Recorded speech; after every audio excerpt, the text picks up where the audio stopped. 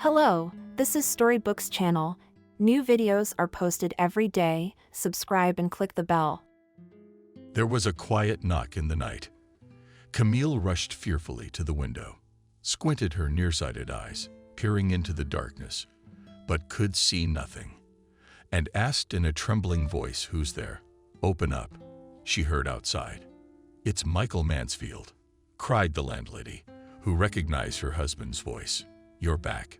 She ran out onto the veranda, and a moment later let in her daughter and a man with sunken and tired eyes. It took Camille a good hard look to recognize her husband. She rushed toward him with unbridled joy, and he turned away and said, "I'm dirty. We must wash, then we'll rejoice together. Now the water is warm on the stove. Maybe you should eat first." The woman glowed, casting her eyes on the long-awaited man. "I'll eat only a little. Don't feed me too much. I haven't had a crumb in my mouth for a week." Michael threw off his jacket, hung it on a hook by the door with the cloth of his hand. "Where have you been, Michael? It's been so long. At least you wrote, didn't you?" Camille asked with reproach in her voice. "I couldn't. I'll tell you everything afterwards. We didn't know what to think. My sister had already mourned you so many times as if you were dead, and I believed you were alive. So I went out, but all sorts of things crossed our minds. We thought maybe you'd been murdered or something. Good for you for not burying me before my time. And you didn't get married. How's Ethan sleeping?" "He's in town for work. He's got a good job now," his wife said with quiet joy. Michael sat down at the table, drank a cup of milk and bread, and said, "Enough. Camille, pour me some water and get the laundry ready. I can rub your back," the woman offered. "Don't," Michael replied categorically. His eyes seemed alien. "Go to bed. I'll sleep on the couch." "What is this?" Camille sighed heavily. "A bed. Nothing. The main thing is that I'm back to live again. Sleep."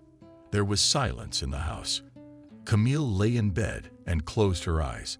She remembered her younger years, hot meetings with her husband, when they both treated each other with tenderness. Why was he now so alien and indifferent? Is there nothing left of their love? Now he is a stranger around and not underfoot. What to do? How to live?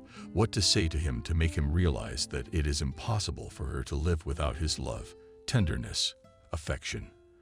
At least say a nice word. "Christina, are you asleep?" Camille asked her sister. "I'm awake. Where do you think he's been all this time?" "I think he's been hiding. I think he's been hiding. I guess that's his fate. What's next?" "How should I know?" "Hurry up. I have to get up early tomorrow." "At least he hugged me, kissed me, said affectionate words, said sadly, 'I thought you were a woman.' Let him do what he wants. There's his son. We have a family. Maybe she'll come back to reason in time. She'll feel a man in her." The door creaked open.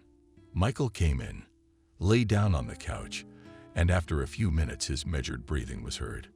Asleep. Lovingly thought Camille let him rest. He came back.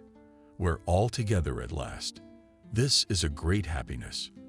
The next day, when the son Ethan learned that his father had returned, did not even talk to him, glumly gathered himself, and roughly whispered so that his mother did not hear. "Zekum do not intend to communicate. You can go wherever you want. If you stay, I'll go myself. I don't like being in a house with a criminal. Are you going to work?" the mother asked. "I'm on my way," replied the son. He looked angrily at his father and ran out the door. "He's grown up," said the father. Pain sparkled in his eyes. He took a deep breath and slumped his shoulders. "Growing up, thank God," Camille replied. "Where on earth have you been?" asked the wife. "On a job, on a construction site. And then it so happened that the owner refused to pay. Hired some thug to deal with us quietly with the laborers. I ran away at night, left everything behind, walked through the woods to get home. So I didn't write anything. Everything was left there quickly." Michael told a story he made up. It was a lie. He had served 5 years in the colony, sacrificing himself for his son.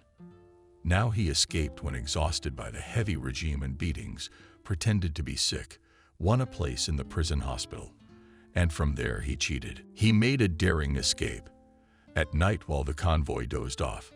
5 years ago, he told the family to move to the country to his wife's sister Christina, explained himself vaguely.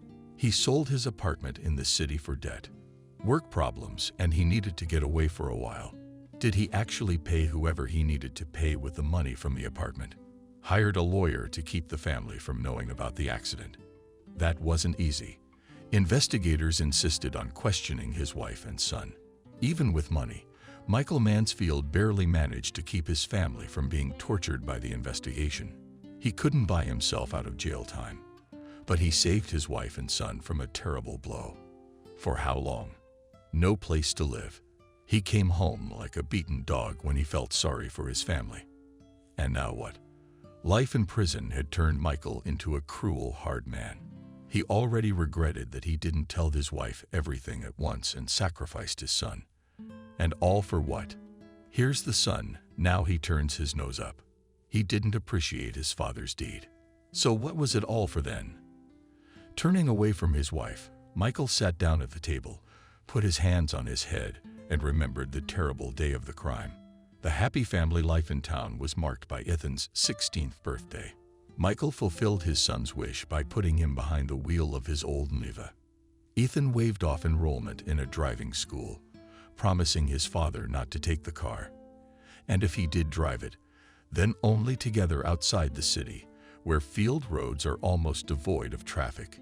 His son's passion for driving awakened with furious force.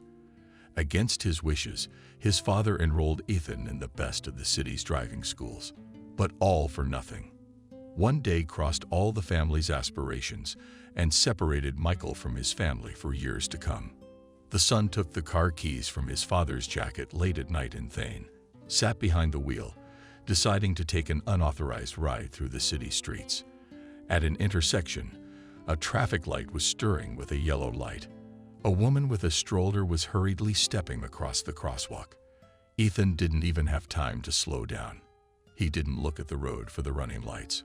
Mommy realized too late that the approaching car was not going to brake forcefully and pushed the stroller away from herself. She herself was hit, fell on the hood. The car hit and flew off for a couple of meters in the ditch. The child in the stroller was orphaned in an instant, but the boy did not immediately realize what had happened. He was horrified when he heard a bang. Too late, when he saw the obstacle in the road. And then he just stepped on the gas. Other drivers immediately slowed down, jumped out of their cars before they could save the baby, got the license plate number of the perpetrator. The son drove home, put the car back where it was, didn't say anything to his father. Michael learned about the accident the next morning, when the son had already left for school and the wife to work. There was a knock on the door. Entered the investigator, a strict inspector and an investigator of the prosecutor's office. They introduced themselves as Michael. Your car was used in a hit-and-run collision with Citizen Smith. The victim died at the scene. You are detained on suspicion of murder and failure to render aid to the victim. How drunk Michael perceived what was going on. Got himself together, fumbled for his keys. The car was parked there on the hood with traces of the collision and bloodstains. All of this was an unthinkable, impossible event. A painful thought crossed out all existence before and after. Son. From then on, the investigation began. Quickly, however transformed. Witnesses were confused in their testimony. They said they couldn't see the driver's face in the headlights. One of them claimed it was a younger man behind the wheel. Taking the blame for his son, Michael got 10 years in a maximum security penal colony. His life in custody did not immediately go well. After learning about the crime, the man was beaten to a pulp on the first day. Long unbearable 5 years passed in a gloomy fog, which left dark misfires on the heart. After the final beating, Michael refused to get up. He was dragged to the hospital, left without much obstruction, thinking that the prisoner was already at death's door, and not today, so tomorrow he would give up. Having gained strength, having thoroughly studied the plan of the area, the man made an escape. He reached his family on foot, longing to live a little, to see his family and son. But it hurts in his chest to lie to his wife. He can't bear to tell her himself or to wait for the police. Still, at least I get a little bit of freedom. My son doesn't need me. So now an honest man, a loving father, will have to bear the cross of imprisonment. At that time, his wife gave a voice to distract him from his bad thoughts. Poor you, Camille moaned. Maybe you should hide. I'm tired of hiding. Let it be what it will be. I will live as I can, calmly replied Michael. The quiet life didn't last long. 2 weeks later, 2 men in civilian clothes came for him. A police officer and an unfamiliar investigator from the city. Michael's eyes ran helplessly, as if looking for salvation. But there was nowhere to hide. Hello, Captain Justice Benjamin from the maternity ward. Well, tell us about yourself, hero. What is there to tell? You know everything. We know everything, but not everything. Who you really are is a fugitive criminal, Michael. Article 264. Camille gasped. Till she woke up. She slumped to the floor and was as still as if she hadn't lived. Michael jumped up to his wife, screamed as loud as he could, yelling for an ambulance. He never got the chance that day. Michael was taken away to say goodbye to his wife, a fugitive. A new trial and a new sentence were looming.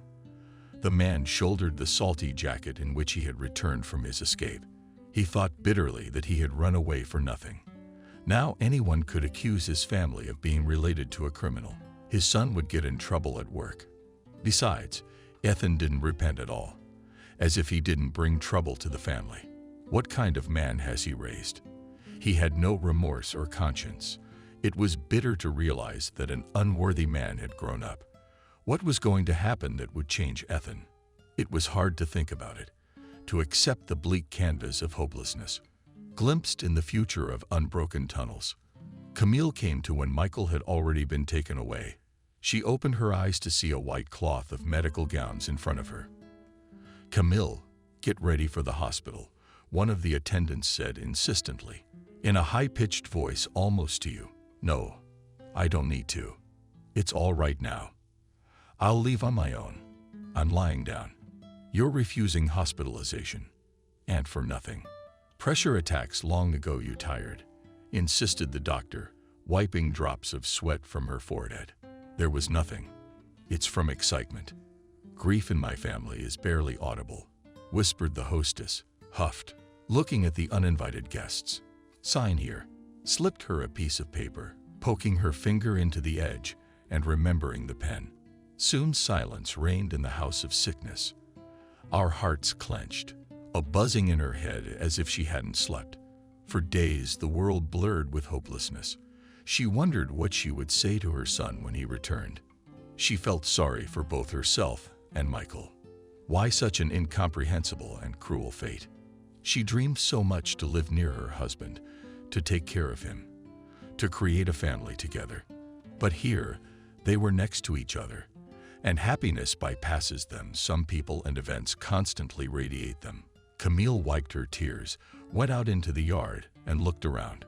A light fog rolled through the village. The morning was gloomy, as if the earth had frozen in a heavy, foreboding sense of something terrible.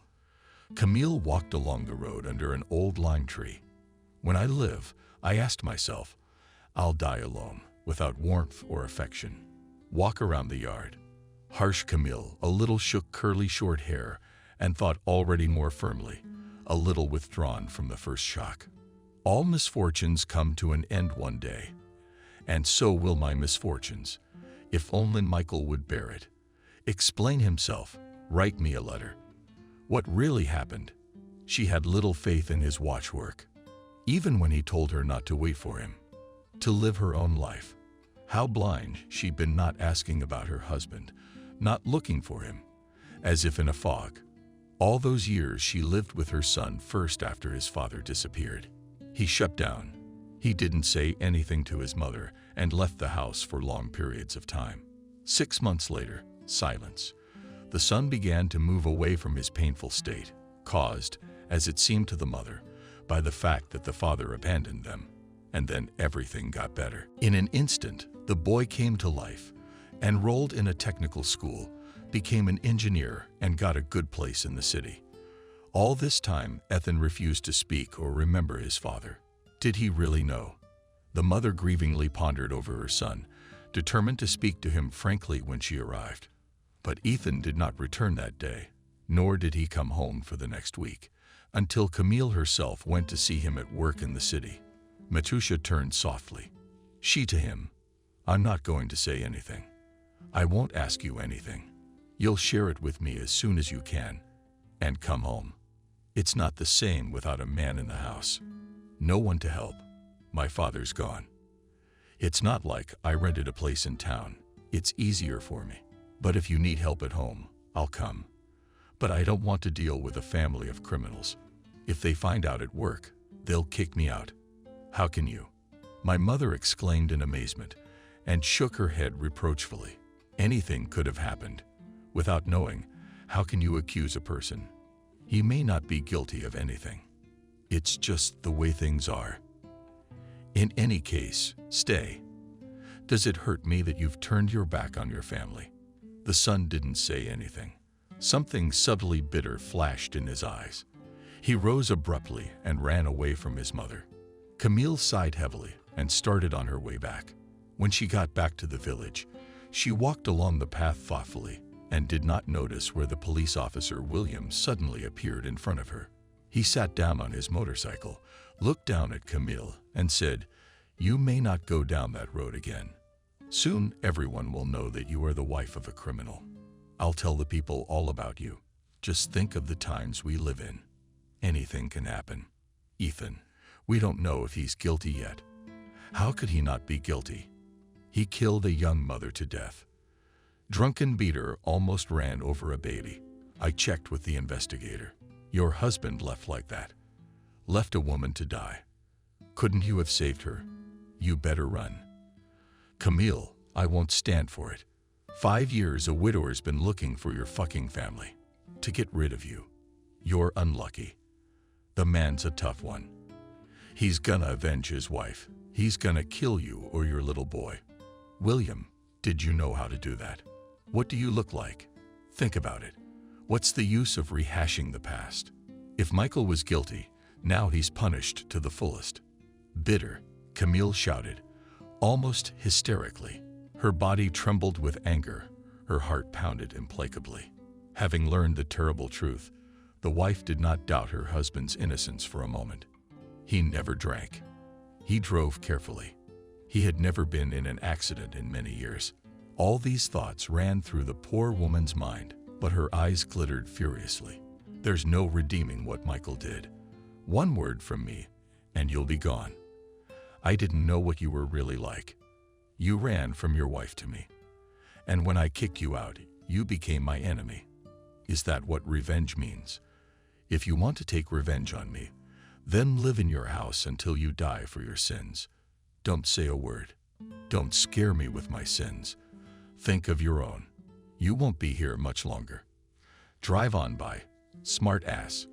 We'll see who outlives who." Camille proudly walked around and hurried to her house. But she realized from the last phrase, the policeman had said that she would be found soon. She had to leave. It was necessary to prepare, to collect everything necessary for herself and her son, which would come in handy on the long journey.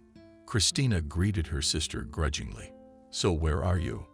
All the work is standing by." "What work, Christina? We're so grief-stricken. I'd better go to the Oscars."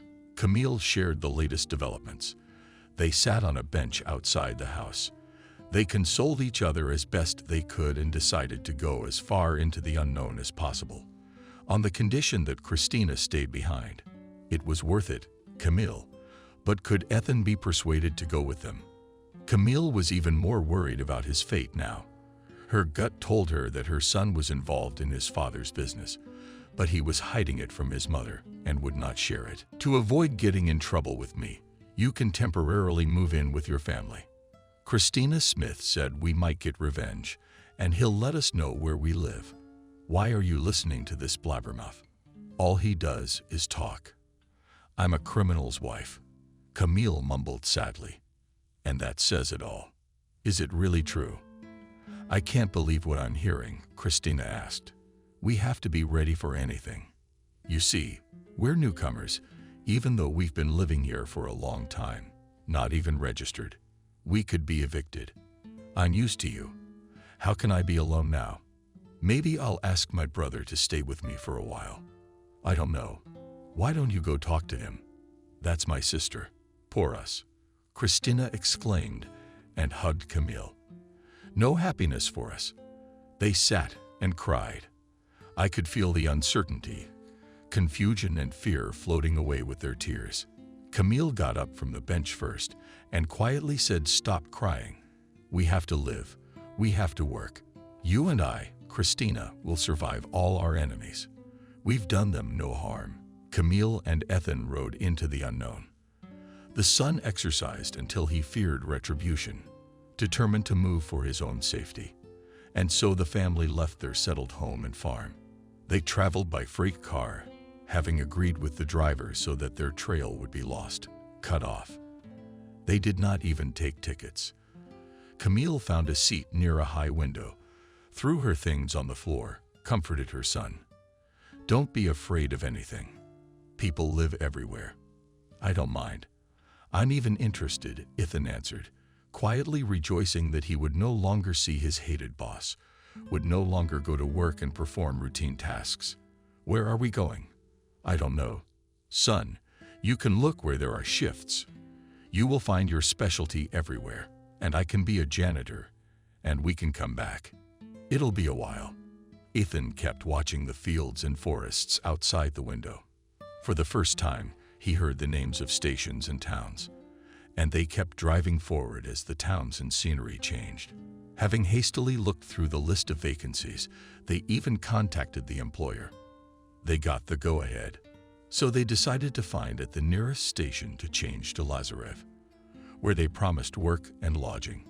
On hitchhiking cars, we have already reached the village, where people lived in small houses.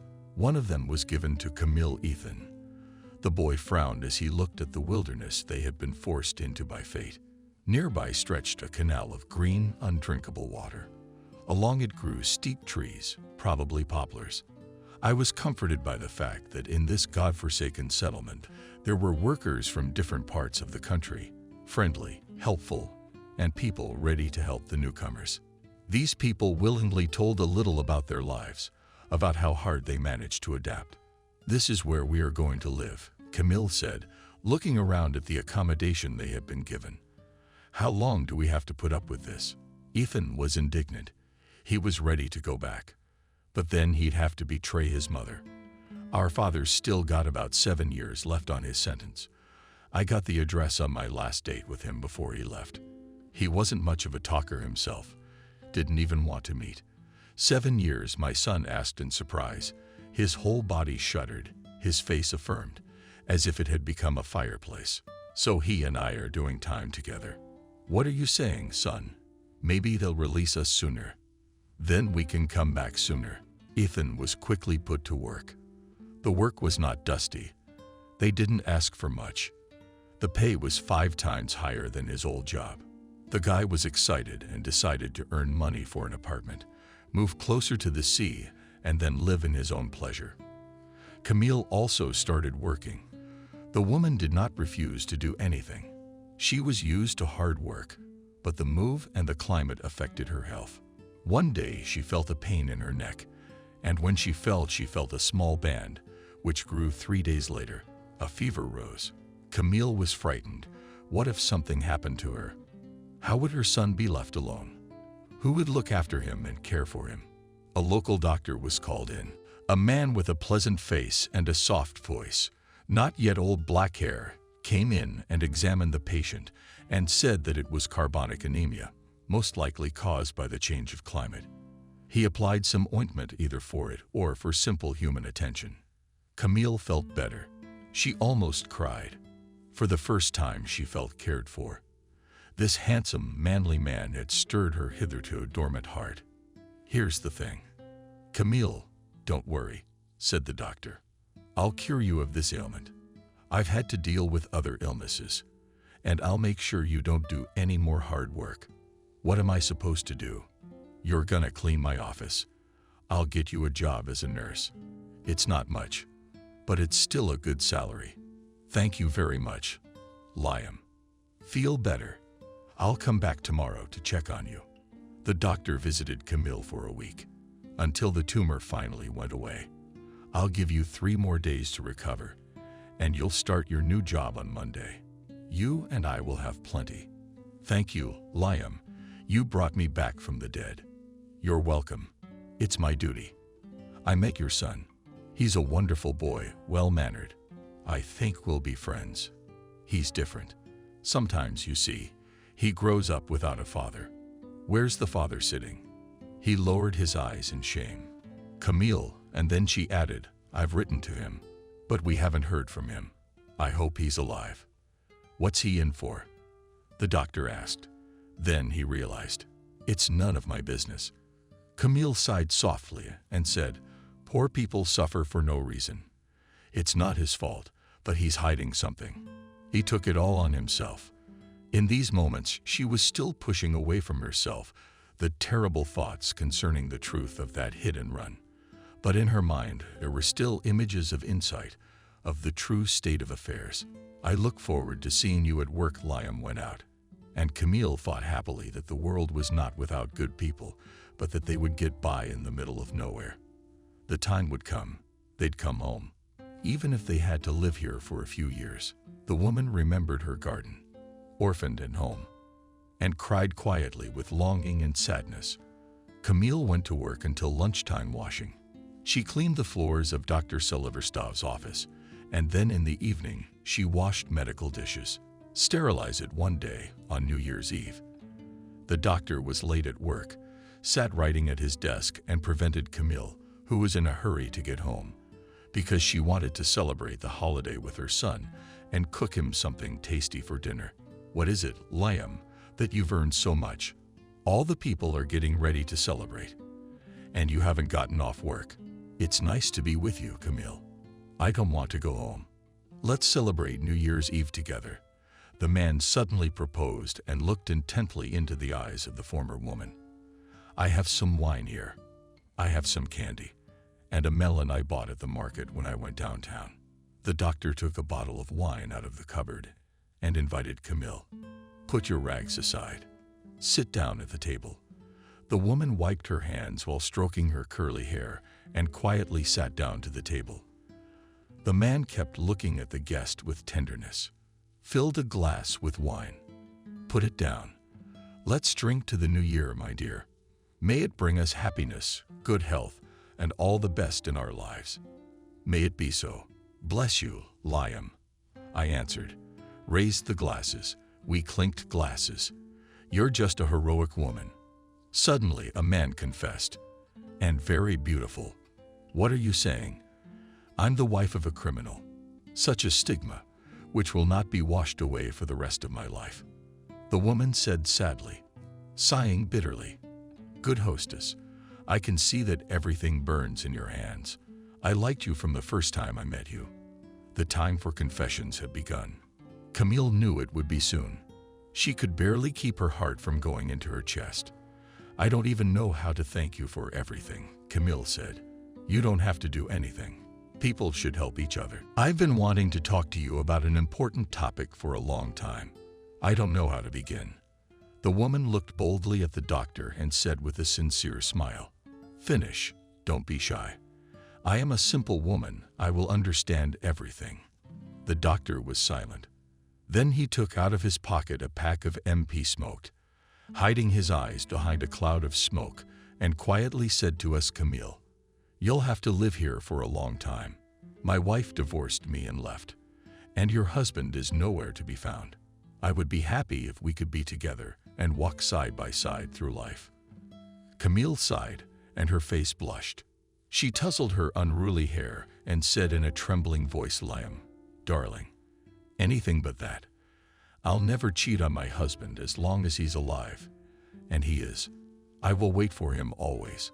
I'm sorry to disappoint you, but it's my bitter truth. He's the only one I love. All right, that's enough. "I understand," said the doctor sorrowfully. Camille jumped out from behind the desk, threw her coat over her shoulders.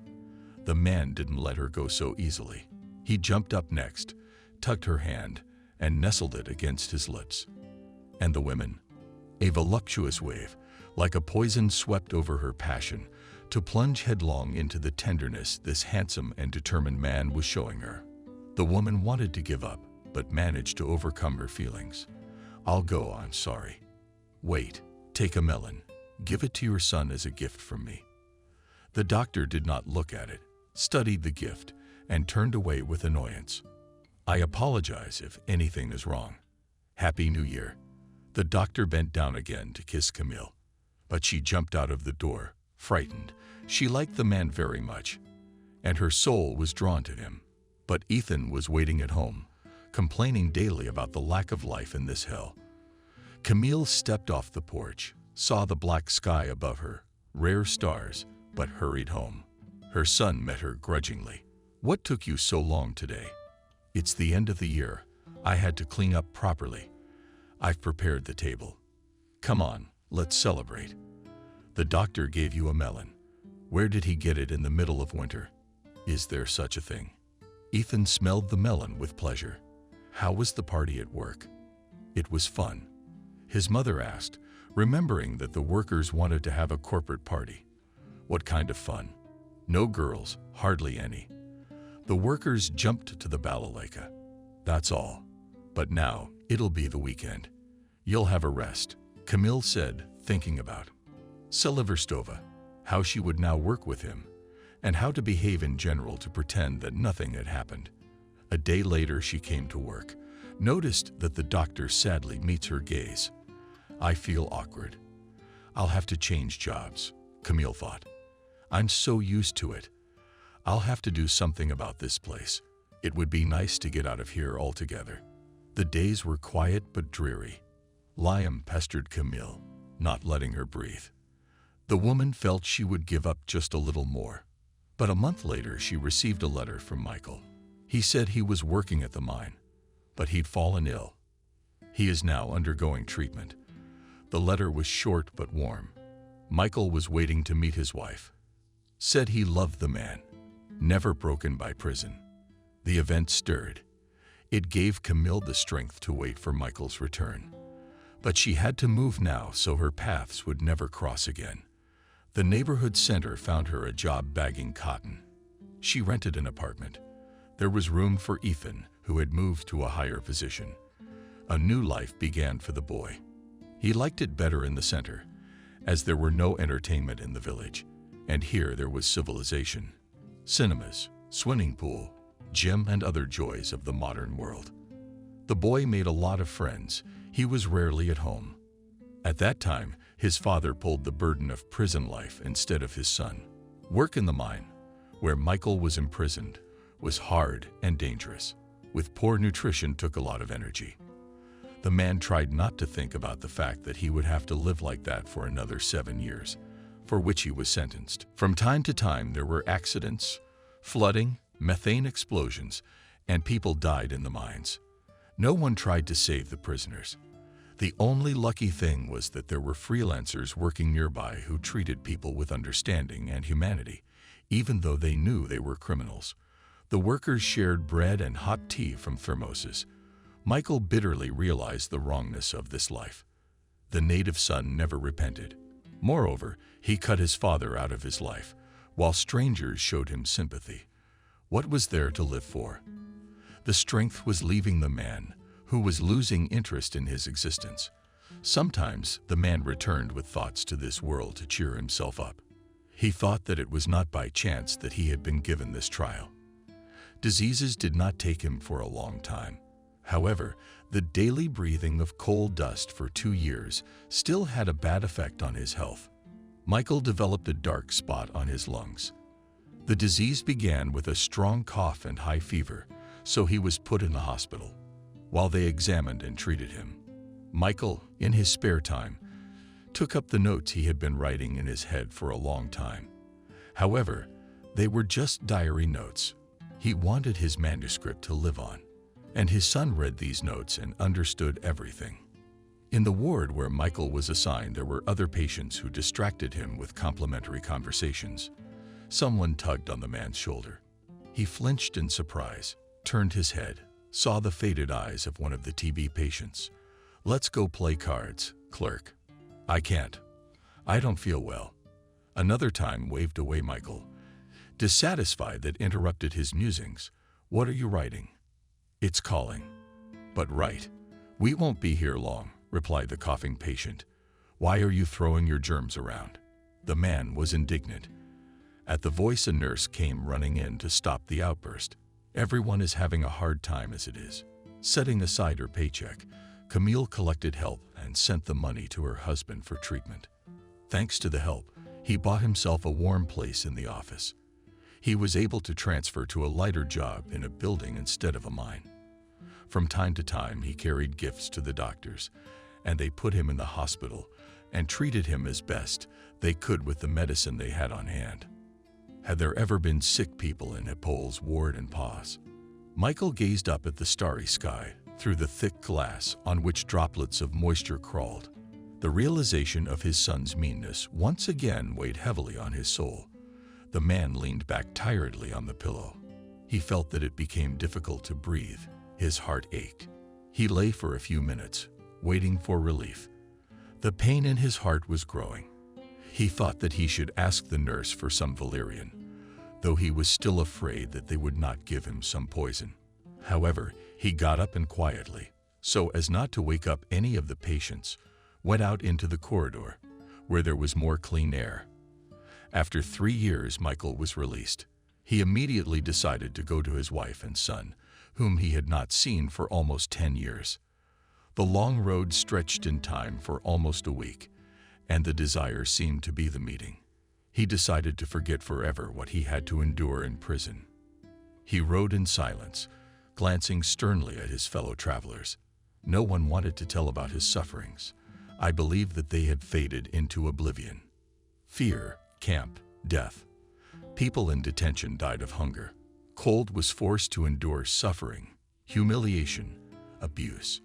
The pain he experienced had to be thrown out of his memory and soul.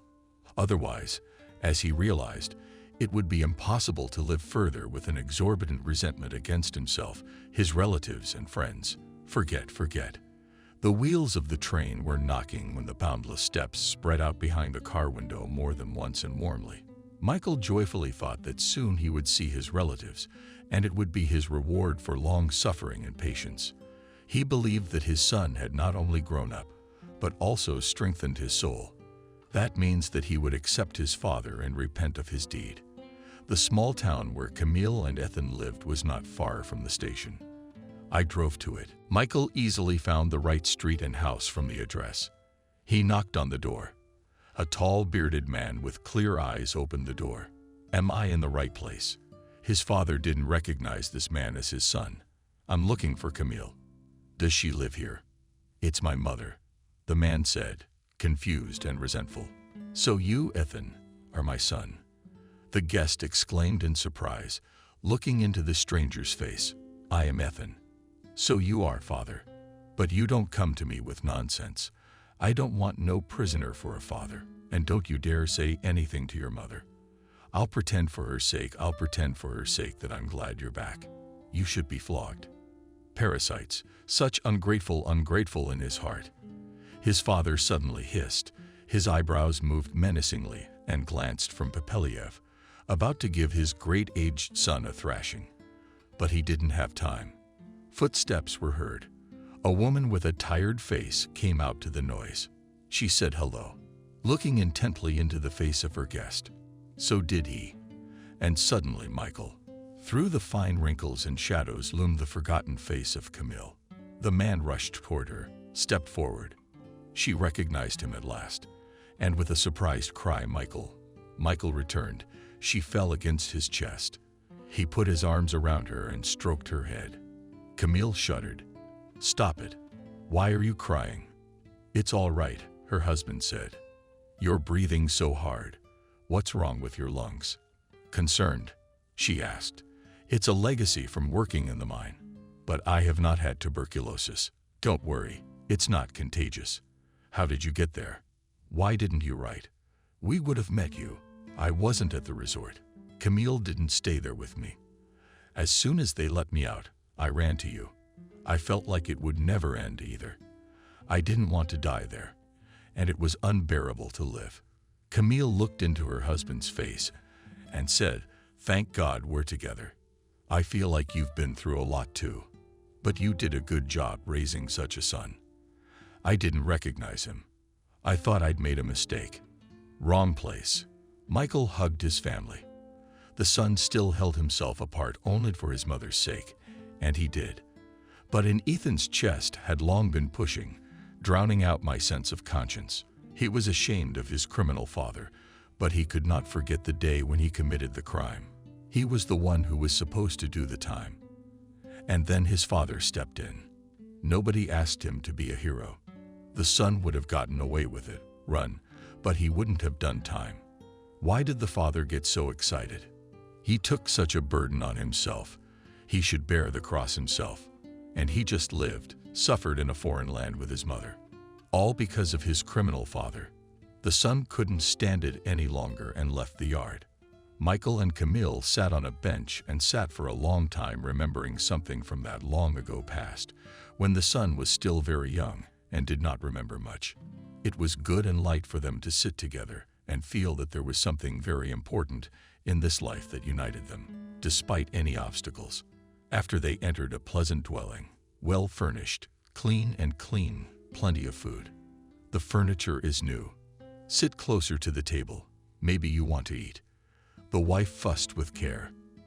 I don't want to eat, but I'd like some water. With love and gratitude, replied the man, still not believing in his return to the fact that the hard years were behind him. Tell me, how did you live here? Yes, everything is fine. We work slowly. Camille went to work every day. My son was in the service too.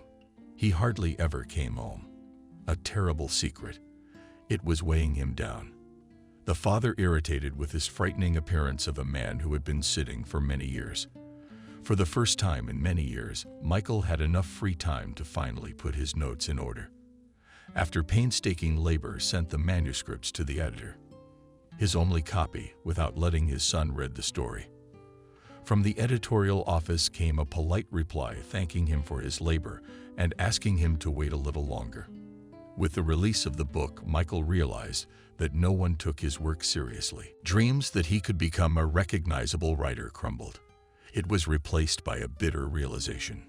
No one wants it yet. Great disappointment gripped his soul.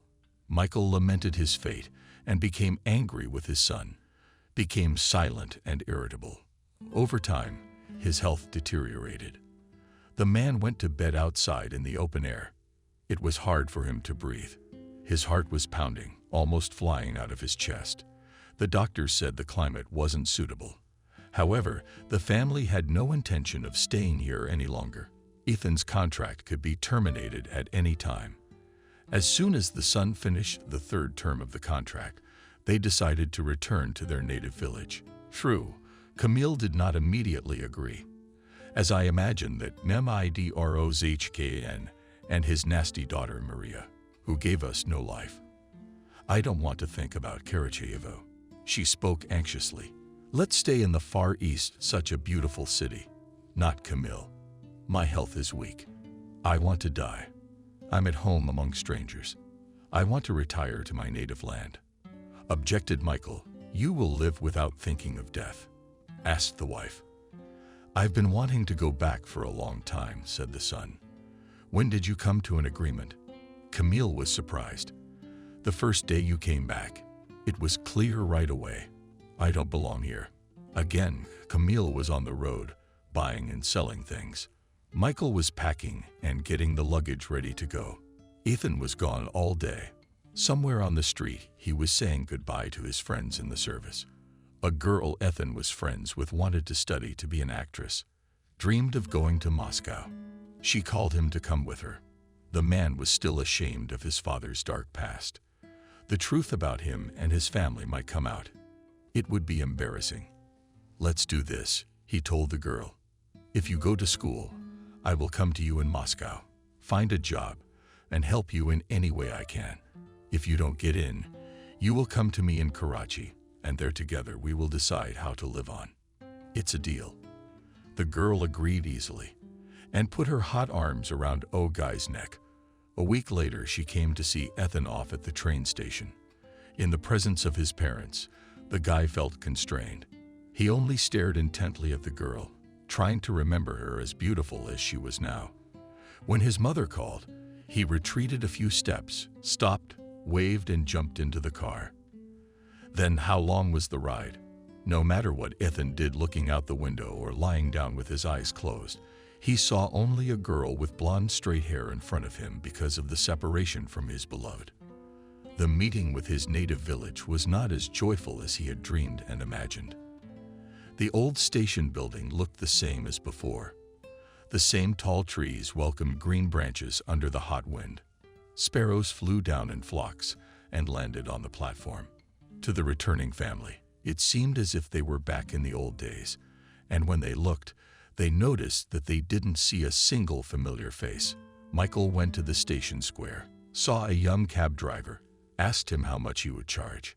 He replied that the ride was not expensive. They drove in silence, looking at the surroundings, and did not recognize the former places. New trees had grown, disappeared, and the fields were overgrown with weeds. The cab driver tried to speak, asked who they were, where were they from. Michael evasively explained that they were traveling for work. But, as they say, well, only where we are not. That's why they come back to their homeland. Now many people are looking for easy money. They go far away. The guy answered. That was the end of the speech of the car about the body by blood. Turning onto a field road, which quickly led to a small forest, opened Shorter Cow. Michael, with excitement, immediately noticed 3 new buildings nearby. He easily recognized the other houses, mentioned the owners, looked into the yards where someone's children and grandchildren were huddled.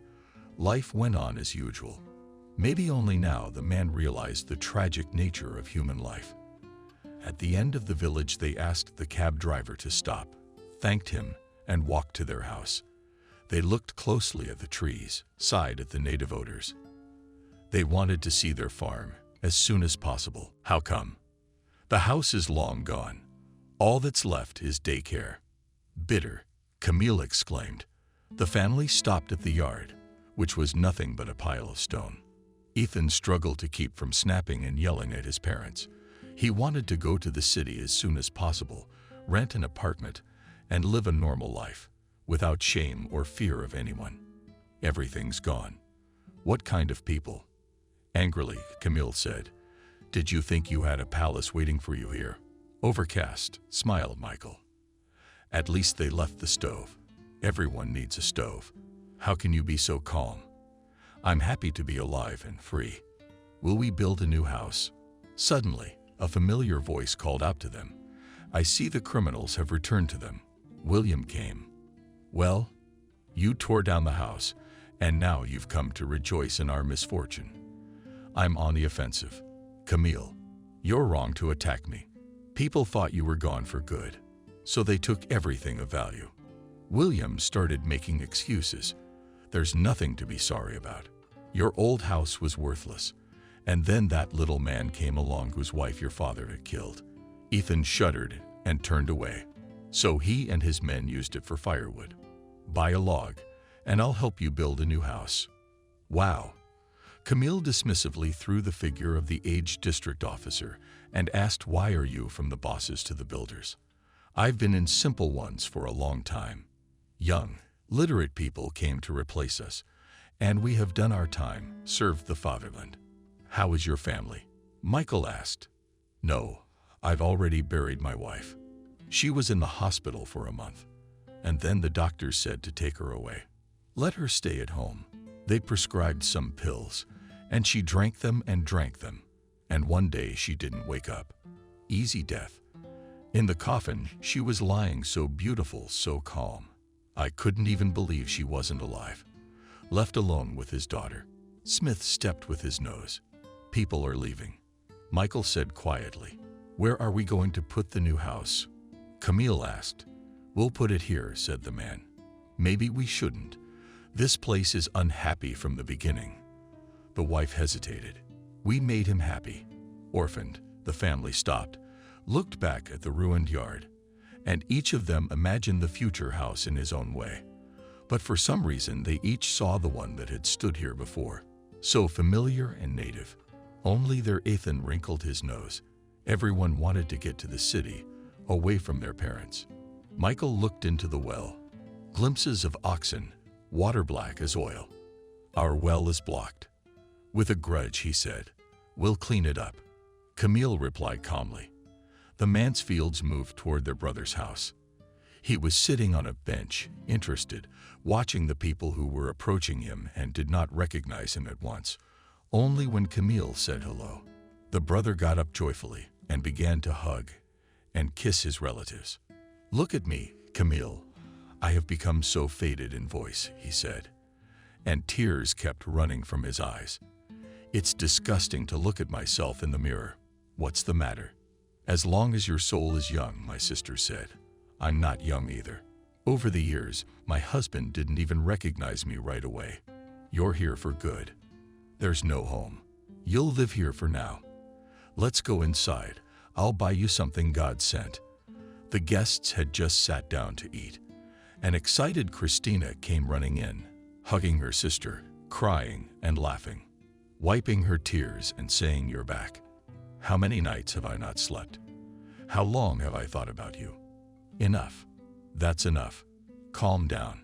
Camille stopped her with a smile. Christina stepped back and turned to her nephew. "My God, who is that man?" "Ethan, is that you?" "Me? Who else?" Barefoot replied the boy. That's how the Cavalier grew up.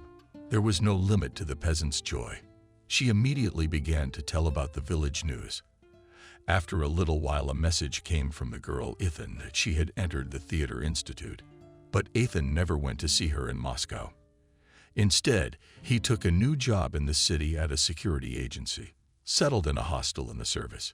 He wanted to save money for a trouble-free life in the capital. Now the money he had saved up was not even enough to buy an apartment. The boy quickly learned a new profession, and he even liked it. After all, he dreamed, like every boy, to protect from trouble, guard, and even save people. In the first few months, he wrote the name Anna on his shoulder, then immortalized his beloved, who was always with him now. Soon the guy was promoted, appointing him deputy head of the security service. Soon the unexpected happened. Anna sent a long message thanking him for his understanding and longtime friendship, but informing him that she had met a great and true love.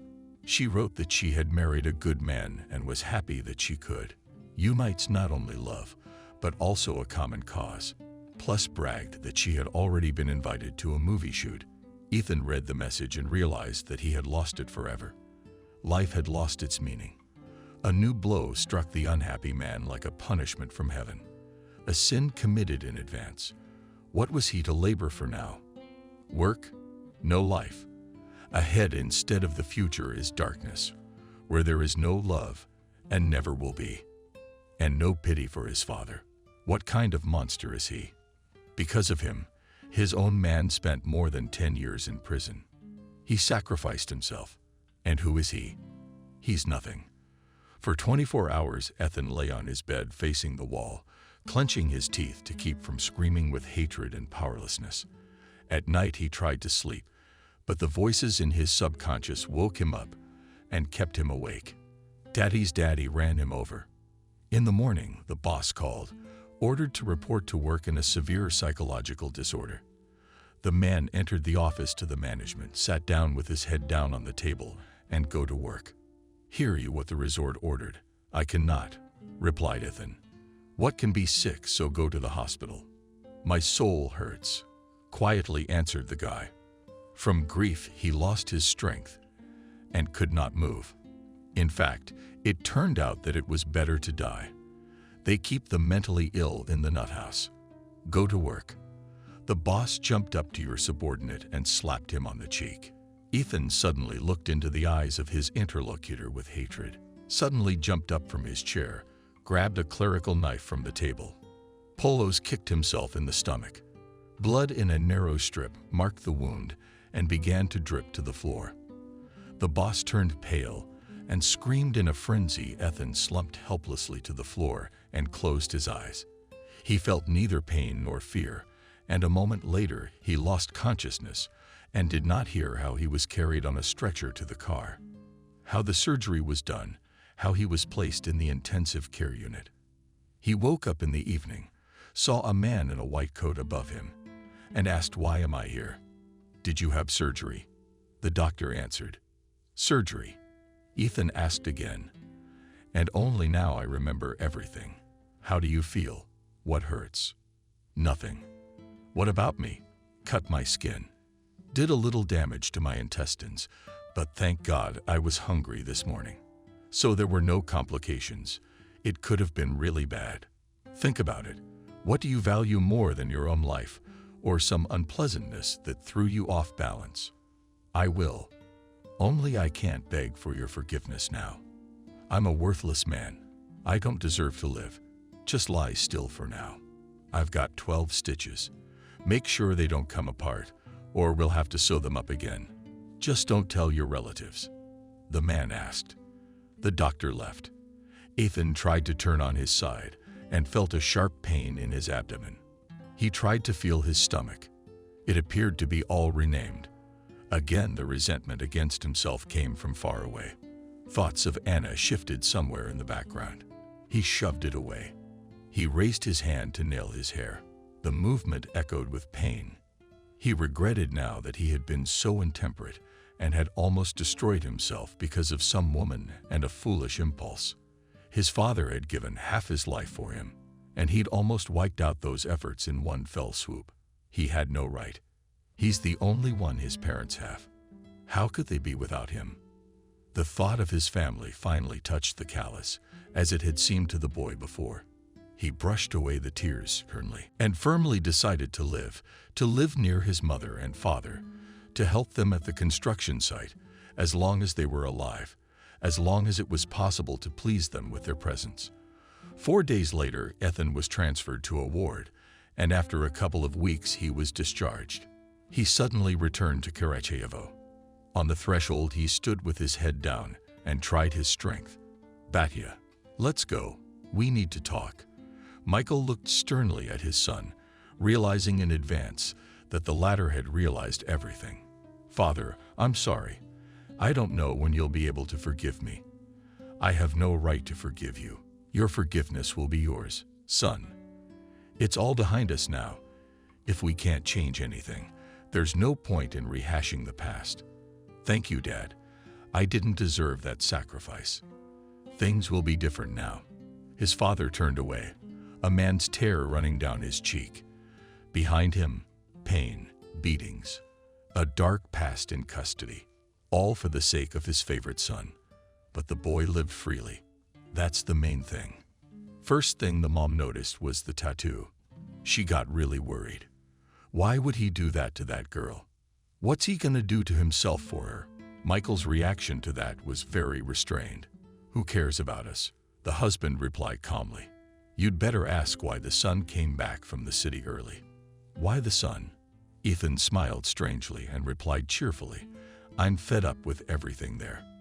I want to take care of my parents. Everything I've saved up. Let's spend it on a new house, a 2-story one." Camille was suspicious and asked insistently if you were joking, son. "Did something happen?" "Nothing happened.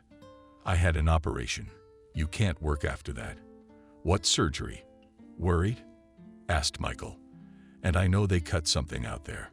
"Show me," the mother said. Ethan, sighing, pulled up his shirt and showed the red scar on his stomach. The parents stared at Ethan stunned. "Oh, my little son," cried the mother. "They gave me anesthesia. Nothing hurt me. Look, how much can you eat? I'm hungry, or are you going to starve me? The kid's sick for fun." "I'll be right back," answered the mother and fussed at the stove. They smelled familiar dishes. Ethan felt happy and free for the first time in a long time. The weight of guilt had been pinning the lice to the ground for almost 15 years. Slowly it dissolved. We can start a new life. In the evening, women's voices were heard outside the window. Some were singing, laughing. Camille pulled back the curtain, looked outside, but saw nothing. The girls were already sniffing. "That a beau has appeared in the village," muttered the mother. "Now I'll go and disperse everyone, not travelers."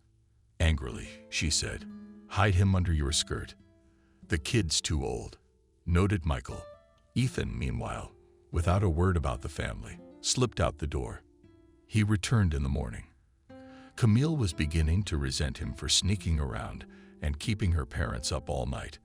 The husband stopped it. "Let the boy live. He's not a little boy anymore." Ethan smiled warmly. His father sipped his milk, climbed onto the couch, and a moment later his steady breathing was heard. Camille was working in the yard and thinking about her son. It would be good for him to continue working in a new place. They could take care of the house. Maybe they should go to the apartment, but the thought of living within four walls now dragged the woman. She got used to life in the village and did not want to return to the city. But she did not want her son to be pulled into the hard village life. What was the point of working without a salary? To live on the farm when you have a profession? Michael soon got a job as a watchman. Camille, too, was thinking of going to work the way one should go to build one's house. The son, too, was looking for work in town, especially since it's only about 15 kilometers away. If he got a good position, he could buy an apartment. It was time to start a family. Now Camille dreamed of waiting for grandchildren. She didn't rush her son to take over. She wanted him to rest, to gain strength. How much hard work had he endured? Busy with her thoughts, she did not notice Christina entering the courtyard. She sat on a bench, put her hands on her hem and said, "You work hard, and you don't know what your son is doing." "Why?" Surprise raised his eyes. Camille glared at William and met "That's what? How do you know?" "The whole village is buzzing. Sophia is bragging that Ethan has promised to marry her. And that's all the unhappiness we need." The mother clapped her hands together and looked anxiously toward the palace, where father and son were sawing wood. "I'll show him Sophia. Anything you don't pile on the lad unawares," stopped Camille. Christina, knowing how hot she was, to talk to him quietly, affectionately, in a motherly way. "Explain what's going on. Tell me how you've been leaning in for over 10 years. I'll give that girl a drink if she doesn't give up on the guys," shouted Camille, who couldn't contain her anger. Maybe on purpose so her son could hear. "You're so stubborn. No matter what you're told, you do it your way." Michael spotted his sister in the yard, left work, came over, said hello, asked her how she was doing. "You know how to live. Don't have your own house. Don't get upset." "Sister, I'll build a house. I'll take you in while you build a house." "It's like that," said Christina. Ethan was chopping wood. Camille looked in his direction and said, "Michael, hear what our son has done. Sophia Sam has been visiting. Christina says that the whole village knows about it." "When did he have time?" the husband said calmly. "It's gossip. Ask him yourself." "All right, I'll ask him," Michael agreed. Christina adjusted the handkerchief on her head. "It's hard." "Oh," got up from the bench. "But I'll go. I'll take care of it myself," she said. Camille invited Camille to join us. "Thank you. I'll go. I'm walking slowly now, until I get home. That's how I'm going to have dinner." How sly. Camille thought of Christina. Doesn't want to mess things up with her nephew. Everyone wants to be nice, but Sophia's a viper too. Michael can't be lured. She wants his son so badly. It won't work. The gate slammed behind Christina. "What do you want?" "Like a mouse on grits?" Michael asked, thinking about what to do. Do nothing. Or is he stupid to get married so soon? "Not into you. He's a success." "Maybe because I raised him myself. He only looks like you. He didn't have a father around. Who should I look up to?" "I'd like to talk to him now, because I've lost it. I hate that girl, you know." After lunch, Michael deliberately waited until Camille went inside and started talking to his son. "What are you going to do next?" "I'm going to look for a job. I think I might stay here." "We're here." Surprised father. It's almost free to go to work and have nothing from it. That's how people live. Only idlers live like that. Maybe you've already decided to get married." Ethan smiled and answered, "I think I'll have to get married at some point." "Is it really with her?" "Why?" "She's a pretty girl," the son said, happy to hear what he hadn't dared to tell his parents yet. "You know how many such pretty there are in the world, 1,000,000, and you need to choose one, which you will love all your life unsatisfied," said the father. "I'll get married. I'll have one. Why put a clamp around your neck so early? You still have your whole life ahead of you." At that time, Camille entered the house and said indignantly, "Don't you remember, Ethan, how we were almost killed because of Verka's father?" "Children are not responsible for their parents," Ethan objected. "What's the matter with you two? Sophia wanted us dead too. Are you ready to warm a snake on your chest?" Camille shouted in a huff. Ethan looked at his mother's face in confusion. He rushed to the door, grabbed his jacket, and sprinted out of the house. Just as mad and stubborn as you said, watching out the window for his son Michael. "Where did he run to?" Camille asked anxiously. "Don't worry, he won't go drowning. Like you did when you were young." "What have I done? When will he come back? I'll go crazy if he's gone for a long time." "Calm down. Let the boy think about what we told him. It might be good for him." The husband comforted his wife. "What's going on in there?" asked the brother who entered the yard. "Nothing a little." She yelled at her son. "Did he take offense?" replied Michael. Ethan returned to his parents. 2 days later said he got a job as an engineer in a construction organization in the city. He was temporarily living in a hostel. Camille was overjoyed. She asked, "What you, my son, will do there?" "I'll be a senior wherever they send me. I have to justify my profession." My father was happy. "The main thing is that they gave you dormitories. I'll help you build a house. I'll buy the apartment myself." The son looked at his watch and warned, "I've come to get my things." Camille calmly thought that he would probably give up Verka if he suddenly changed his plans so abruptly. "God forbid you should be related to that family. You should at least visit us," your mother asked, "and leave an address so I know where to find you." "There's nothing to find me. I'll be fine. I like the city. You don't get bored there." The son replied cheerfully, "You just be careful, son, not to get into fights." "Oh, always you, Mom, something that makes up. I only want to eat as soon as possible, because I'll be late for the next bus," Ethan answered, dumping his suit, shirts, and underwear into his suitcase. The son ate with gusto, and his parents watched him with amusement. Their son's bloodline. The daughter has grown up. The boy is on his feet, and he needs his parents only to check in with them from time to time and show them what he has become. "How long ago did you celebrate your 16th birthday?" "All right, I'm out of here," Ethan said. "God bless Eddie. And remember what I told you. I forgot about Sophia a long time ago." "You really should. There are plenty of beautiful girls in town." Michael only smiled, listening to his son and remembering how hard this son's happiness had been for him. When Ethan left the house, Camille said sadly, "Ethan has left again. Now it's just you and me." "Why alone?" "My brother's napping on the sofa. Christina's coming over. Soon the grandchildren will come. Nowadays, girls are clingy. Not like in our time he didn't dare to hang on their necks." Michael laughed. The next day, Camille went to the city and got a job on the railroad. She had to work 3 shifts, receiving construction materials. Now she rarely saw not only her son, but also her husband. Even on holidays sometimes could not meet. Those who accidentally met Ethan in the city said that they often saw him drunk, walking around town, checking out the diners. Goes home and doesn't show his nose. Michael went to see his son at work, sat down, opposite and coldly, bespeaks that not even 10 years have passed. "I've been in detention from call to call. Was it for this?" The son looked sorrowfully from behind his eyes. He shamefully averted his eyes. "I won't live by my conscience. I'm sorry." Camille several times visited her son in the dormitory, but there did not always make him. It wasn't until New Year's Eve that luck struck. Camille and Michael were at home together waiting for their son. He did arrive, but not alone. Along with him walked in a beautiful hair, a girl smiling, friendly. "Meet my wife," Ethan announced from the doorstep. The mother shuddered like a wife.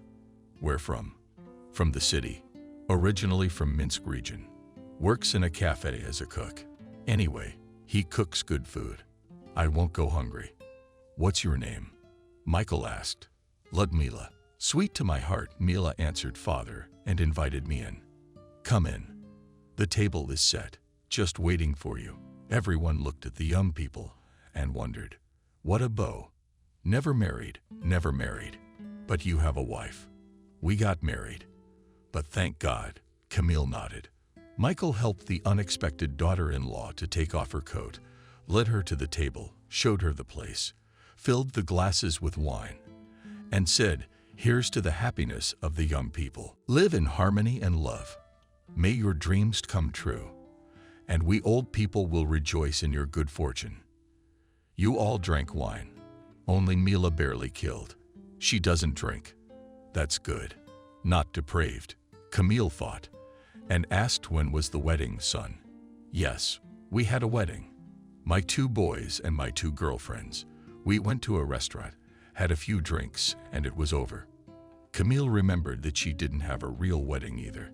Everyone has their own destiny. "So where do you live?" Worried, mother asked. "My sweetheart and I bought an apartment," bragged the son, with a movie in his eyes at his father and mother. "We have to start building a house," said the father, "and us. We'll build. The family has increased. Do we have guests to meet?" Michael smiled happily. "Let's drink to the new year. May it help all our plans come true." "Bitter," Camille proclaimed loudly and solemnly. Milo looked shamefully at Ethan, but he hugged her and kissed her heartily. Michael smiled contentedly and thought, after all, my son has justified the life I gave him. Gave him 12 years of life. In the spring, Mansfield began construction on the subway. The man was still helping out. Even when he wasn't invited to the site, he put up walls. His son helped. Over the summer, they put the roof on, built the furnace, even built a barn to house the livestock. Then my granddaughter Zoya was born. The daughter-in-law moved with the baby to Ethan's parents to help nurse her. Camille gave the baby all her love and tenderness. Michael marveled as he watched his wife. She was up in an instant, happy, as if the feeling of youth had returned to her, and the grandfather himself liked to amuse himself with his granddaughter, listening to her delicate voice. A year later, the daughter-in-law gave birth to another grandson, Jack. The house became crowded and noisy. Camille felt happy. Then came a letter from Camille's older sister, Wendy, who had lived in America for many years. She had already been told the news about her son and grandchildren. Someone complained to Wendy that Ethan was a bad son, not inviting his parents to his wedding. What does he like to drink? Michael knew many of the relatives, out of jealousy, were ready to embarrass a man to make themselves feel more important. Of course, maybe Ethan is not a perfect son, but not worse than others hold the family. Loves his wife and kids. And as for the shot, who doesn't drink nowadays? I was surprised by something else. Living 1,000 kilometers away in America, Wendy was eager to find out about his family, to influence Camille and Ethan. His Michael was persistent in calling him to visit, luring him with his wealth, bragging about the 2-story house where she lived happily with her husband in a rich and free country. In one message, she suddenly wrote Camille, "No need to go. Come alone, I'll show you all of America." She persisted in reminding me that she was childless, which meant that the American inheritance could go to her son Michael and her grandchildren. After all, there were no other heirs. Still, Wendy missed her homeland, dwelling on references to the past. All the more so because she had once had a crush on Michael. He'd felt it at one time and hesitated to choose a wife. He liked the thoughtful, intelligent, well-read Wendy. But Camille was impulsive, selfless. Managed to tie him to herself, however she moved old age. Michael was afraid to admit that he was gradually losing his sight. The strength was leaving his body. What was next, God knows. However, it was necessary to protect his son and his family. He pulled himself together and wrote a long letter to Wendy and her husband. Hello, dear Wendy and Noah. Received your letter, for which we thank you heartily. Glad you are doing well and are healthy. Enjoy your life. From seeing friends and from working in the garden. I thank you heartily for inviting me to visit you. However, I'm convinced that I won't be allowed in. You know my background. Besides, only close relatives of the father's mother's brothers or sisters are allowed abroad. I'll tell you about Ethan. He used to like to hang out when he was single. Now that he's got kids, it's hardly ever the same. He's good to me and Camille, to his wife. He celebrated his wedding very modestly, only with his closest friends, as he didn't want to burden us with the hassle. Come and meet his family and see for yourself. He's a good family man. We are happy to have grandchildren in our old age, and we're happy that everything worked out great for our son. Our daughter-in-law is beautiful, neat, and cooks well. She is from the village. Work is not afraid. The only trouble is that old age is already reminding us of its presence. But everything is fine. We wish you success, good health. Greetings from our large Mansfield family. He decided to take the letter to the post office, although the day was frosty, but the breeze was already warm for spring. On the way, Michael went to the store where the villagers usually gathered to wait for fresh bread to be delivered. This time, there were several old men and women gathered there. One elderly man was quarreling loudly with a sales clerk, Shina. See what a bitch she is. She cheated me out of 20 cents. You think I'm old and can't count. Sophia threw 2 coins on the counter and yelled a 20 at you. Just get out of my face. You're getting on my nerves. I'm gonna punch you in the face. I don't care if it's a grandma's grandpa taking the swing. If you try to call the police, they'll soon calm you down. Sophia started threatening me. I'll file a complaint today. You won't cheat here. Enraged, the customer promised. Michael pulled the old man by the sleeve and said, chuckling, still flipping with a hammer. And the collection of what? To make it die. Cholera, it's eternally out of balance. Let's go out for some fresh air. Let's remember our youth. Grandpa's angrily scooping coins off the counter. Michael, you're the only smart man I've ever respected. They left the store. At first, they talked about the farm. Only then the man noticed the mailbox hanging on a pole near the store and got excited. He dropped a letter in it. Come on, I'll walk you home. Come on. The 2 old men stomped along the village, looking at the houses where once lived other people who had long ago moved to the cemetery. Now the children and grandchildren of the deceased walked through the village and resembled their predecessors with their facial features. The cycle of life in nature, smiled Michael. And I'm still living. And how do you feel? He asked. When I woke up this morning, I think my fingernails were the only thing that didn't hurt. I'm all beat up. And when you wake up one day and feel nothing hurts, you'll know you're dead. He laughed. Ugh. What are you saying? The old man was angry. No matter how it is, the time to rest will come. When it comes, then we'll talk. Now come on. What's more fun? How many grandchildren do you have? 2. I have 5. I even have 1 great-grandson. I'll outdo you. The peaceful conversation made Michael think of his complicated life. He walked home and thought that many things could have turned out differently. Christina met him at the house. Why are you frowning? I've been thinking. How long have I lived? I've done nothing good. I don't think I've ever done any sins, but I still have enemies in the village. Who am I interfering with? Christina looked at me for a moment, and then suddenly she burst into tears. It's all because of you. You're the reason I'm alone. You didn't let me get married. You stole my youth. Quietly, Christina came out. Camille. People around. The woman frowned and walked away.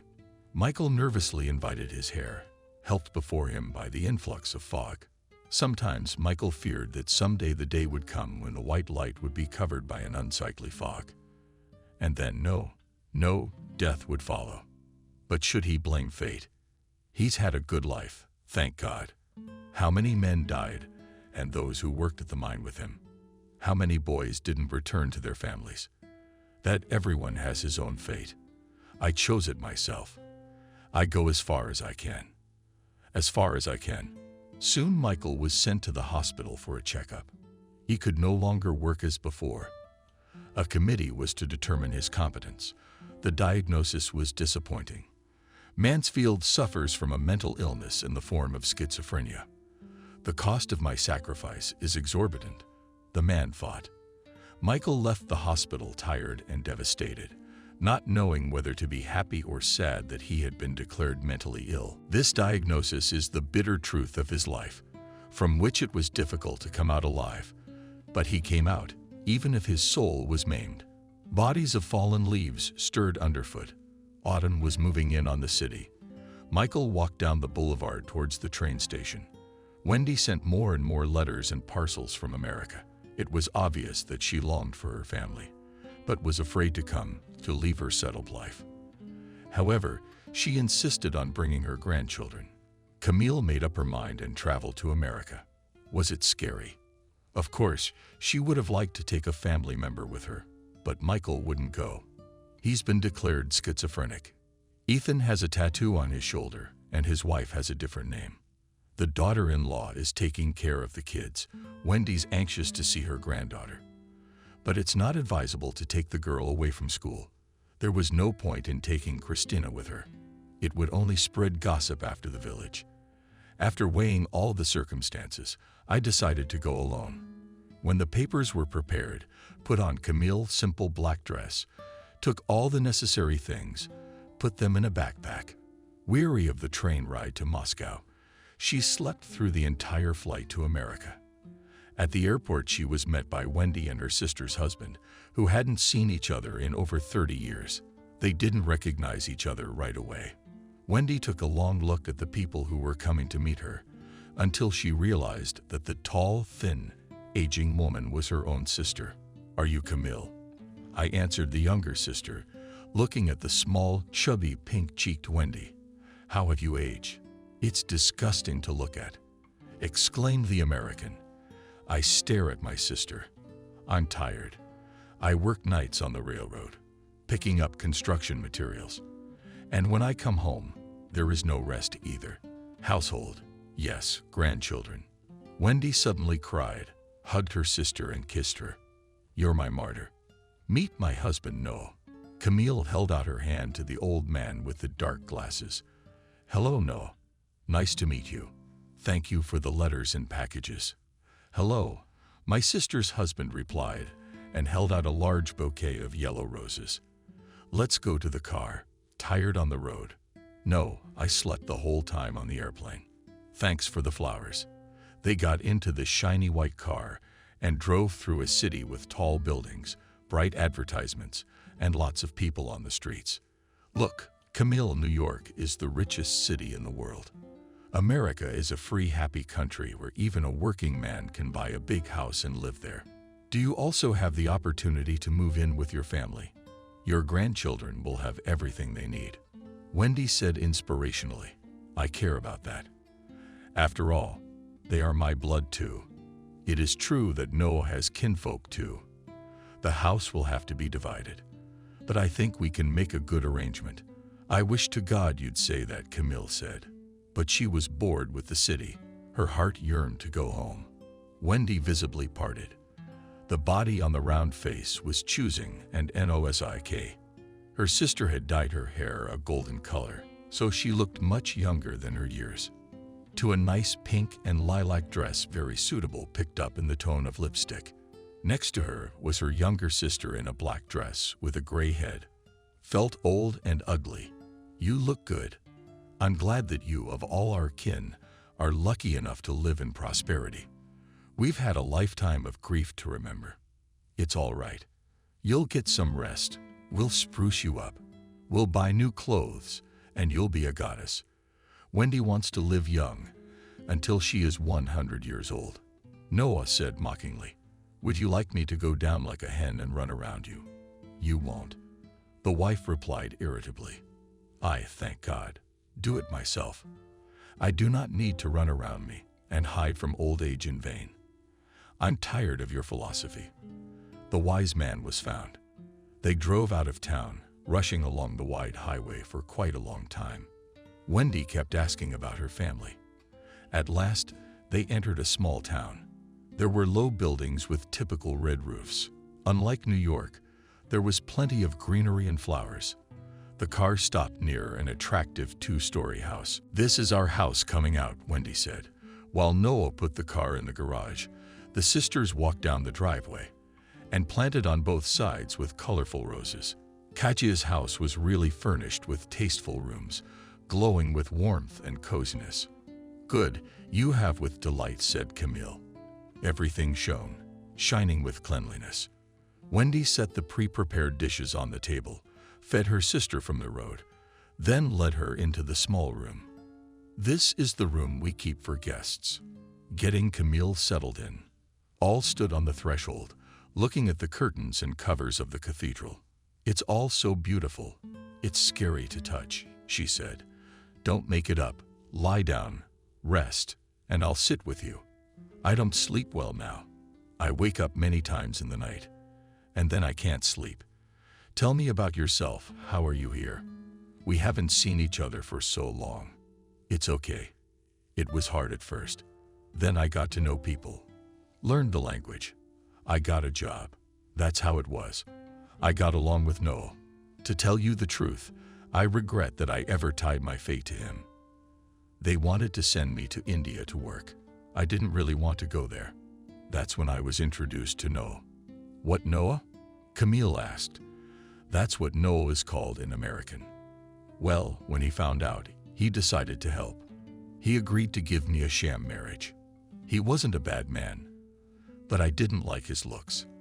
But over time, we became friends. We bought a house together. Noah had the first floor and I had the second. He supported me financially. I got used to him. 2 years later, we got married for real. I got pregnant, but I couldn't carry the baby. I had an operation and was warned that there would be no more children. That's fate, Wendy sighed.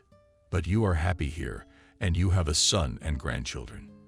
And soon you'll have great-grandchildren. I think your grandchildren are mine too. I comfort myself by understanding that they are in these walls and the beauty of happiness, and in the children and grandchildren life has passed. You can't turn back anything. Wendy sighed. Rest, we'll make another deal. She smiled sadly, waved from the threshold, and left the room, closing the door behind her. Camille woke up out of habit, washed her face early, got dressed, and went down to the first floor. In the kitchen, Noah was sitting at the table drinking coffee. The pleasant aroma of the drink filled. The kitchen seduced. Good morning. The guest said hello. Smells good. Good morning. Noah replied cheerfully. You'll have coffee.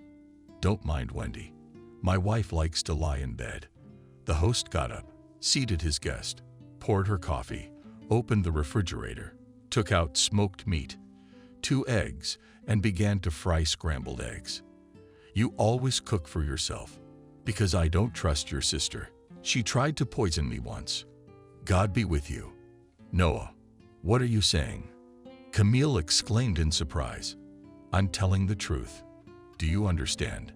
She was living with me. And all of a sudden, I'm looking at some sectarian guys. I'm tired at work and don't realize what's going on with my wife. And she tells me she doesn't want to live with me. Let's sell the house. I told her, live with whoever you want. I'm not selling the house. If your lover loves you, let him take it without the house. She screamed and cried. It happened. I don't want it to happen. That's when it happened. I came home from work on a hot afternoon, got a bottle of beer out of the fridge and took a sip. And there was vinegar in it. Wendy poured it in for something. I ended up in the hospital, had stomach surgery. Could she have done it on purpose or not? I could have been prosecuted. But I loved her. I forgave her everything. Noah put the scrambled eggs on 2 plates. He put one in front of Camille and invited her to have some American eggs. Yes, It's the same everywhere. But you know, Noah, I don't believe Wendy would do this on purpose. I mean, she's always believed in God. Noah asked me to take over the kitchen while I'm here," asked Camille. With pleasure they ate, drank coffee, smiled at each other. A good relationship was immediately established between them. Wendy entered the kitchen. He grumbled unhappily. An oppressive silence settled at the table. The hostess took small sips of coffee and said without addressing anyone, "Soon the guests will arrive. We have to get ready. What can I do for you?" asked Noah. "Go to the grocery store, buy some milk and fresh bread." "Understood," replied Noah, and humming under his breath, the jolly man went out. "Death will come to him, and he'll sing songs to her too," said Wendy irritably after her husband. "Why do you keep gnawing at him? He's a kind man, sociable, cheerful. He's a slacker, not a bad man. I hate him. If I could, I'd stab him with a dull knife. Don't start Wendy in the morning. Is that what's tearing your heart out? Do whatever you want. I'm going to go to the apartment for a bit, and I'll see what's wrong. What about you, making the menu yourself?" Camille stayed in the kitchen. She went about her usual business. She did everything quickly and spaciously. When Noah returned from the grocery store, the kitchen was bubbling and smelling delicious. The guests arrived at 12 o'clock, all sitting around the table, eating, praising Camille's skill. At the table, cheeky girl Emma pissed off Camille in every possible way, mocking life in Russia. When the guests finally went home, Wendy went to see them off, and Camille and Noah stayed at the table. "That relative is sad. People have forgotten how to be happy and cheerful," said the host. In the morning, Wendy came to her sister's bedroom and sat on the bed, complaining of insomnia. She really looked tired. "How did you sleep?" she asked. "Thank God, I sleep well. I don't sing at home every day. I go to bed late and get up early. I'll rest at your place like at a resort. Listen, I keep wondering how Michael let you go. What if you stay here? You know, we don't care about ourselves anymore. As long as the kids and grandkids are happy, and you can stay here with me if you need to, I will. Even if you don't see your husband again until you die." Wendy asked in surprise, "How long do we have to live? Don't you love him?" "You never loved him," Wendy shouted indignantly. "I put up with everything. Never betrayed him, never reproached him, never demanded anything. I waited for Michael from all prisons, from all roads. You know how to make a man's head spin. My old grandfather is capable of nothing, and he's being questioned to do something nice for you. Noah is a good man. He's trying to please me as a relative. You're sly, but I'm not stupid," said Wendy. "I'm not leaving you at home. I'm taking you to the Russian convent. There you will sit and wait for my death and inheritance for your grandchildren. How will they bury me? Then dispose as you wish of what I will leave you in the monastery." The sister marveled. "Can I do that?" "Why not? You know what? This isn't a very sincere speech we're having. I realize you're still alive and well. Wendy, I wish you live a long, long life, and my grandchildren are groomed and fed. They'll be fine without your inheritance. Oh, I'm offended already. Get in the car. Let's go home," said Wendy. "Why would I be offended? You invited me. I came, I saw you, I talked to you, and thank God. It's time to go home. People will laugh at me if you go that fast. Let's go shopping for presents. Do whatever you want," the sister said indifferently. The next day, she and Wendy went to the supermarket to buy presents. In the evening, Camille was awakened by a touch on her shoulder, opened her eyes and saw Wendy, who said guiltily, "You're asleep, and I can't sleep. Something's keeping me awake. I can't figure out what it is. Tell me about your grandchildren." "Nice kids. My granddaughter is learning to play the piano. She draws beautifully. They're friends with each other. That makes me happy. It's hard for me to imagine your life," Wendy said sadly. "We have everything here. There seems to be no problems, but there is no happiness." "What did you see happiness in?" "I wanted to have a big friendly family of a husband, beloved children and grandchildren. And I have none of that. How did you, sister, take my destiny? Destroyed me. Bitterly, said Wendy. Camille sat up on the bed and asked what was what. You have no idea. I really don't know what you're talking about. You have your own life, but you stole my destiny.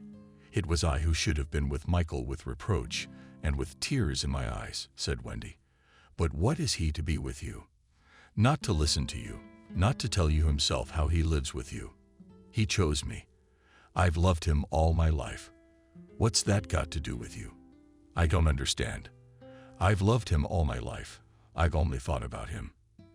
And he writes me wooden sentences without feeling. Camille looked at her sister.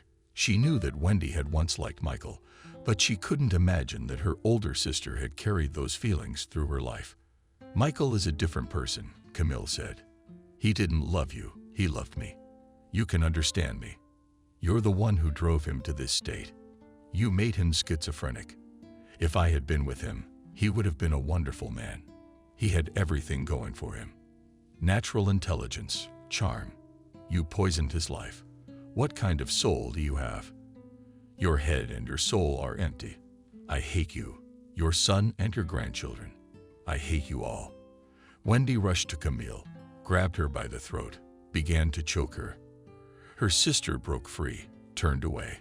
Is that what's bothering you? Go get your Michael. I'll see how you handle this job and the ideas. Camille picked up her bag, started dumping her stuff. Are you going to go? You're not going anywhere. I'm gonna send you off and bury you here. I'm going to Michael. I know what he loved all his life. I'm the only one. Are you crazy? Camille answered calmly. Noah came into the room. He said, "What's going on here? Get out of here like a rotten bitch." Wendy shouted angrily. Camille, what happened? Asked Noah. Nothing. I want to go home. Please help me buy a ticket. Michael sat on the bench basking in the last rays of the autumn sun. Footsteps were heard. He turned his head and was surprised to recognize the familiar figure of his wife. Though he couldn't see her face yet, had she come back from America so soon? He wondered. I don't have a sister. Did you have a fight there? Camille said nothing, heading for the door. What you go with, you come back with. What do you want? Then go on your own. Why did you come here so angry and good? I don't need anything. How are the grandchildren? They're fine. Yesterday my daughter-in-law came to visit. She said they're all healthy. That's our greatest treasure. Camille's back. Maybe she brought a present. Christina shouted, I brought you a present. I'll give it to you later. Camille was quiet. It had been a joyless trip. The return was the same. Would you tell me anything? Asked her to live well. Americans live well, but even their happiness is not given to everyone. Happiness does not depend on money and the fact that you have a 2-story house with a mirrored bathroom. You see, everyone is unhappy in their own way. And if someone is rich, they can still come up with 100 reasons to be unhappy. You tell me about Wendy, how she asked for Christina. That's what I'm talking about. She's got a house, 2 cars, but no joy. There's only anger, irritation, old age, and fear of death. Sister fights with Noah. Noah takes offense. That's their life. Camille took some beautiful colors out of her bag and gave the handkerchief to Christina. Thank Wendy for not forgetting about me. It's not Wendy. I bought it for you in Moscow, and my sister didn't give it to me. She promised to send you a package. The woman lied, not wanting to talk about her fight with Wendy. All right, I'll wait. Michael, leaning low over the desk, taking notes. Even though he was almost blind, he kept a diary. Today there's an entry in his notebook. It's a warm, sunny day. Fall is late. Camille came back and said that America has everything but happiness.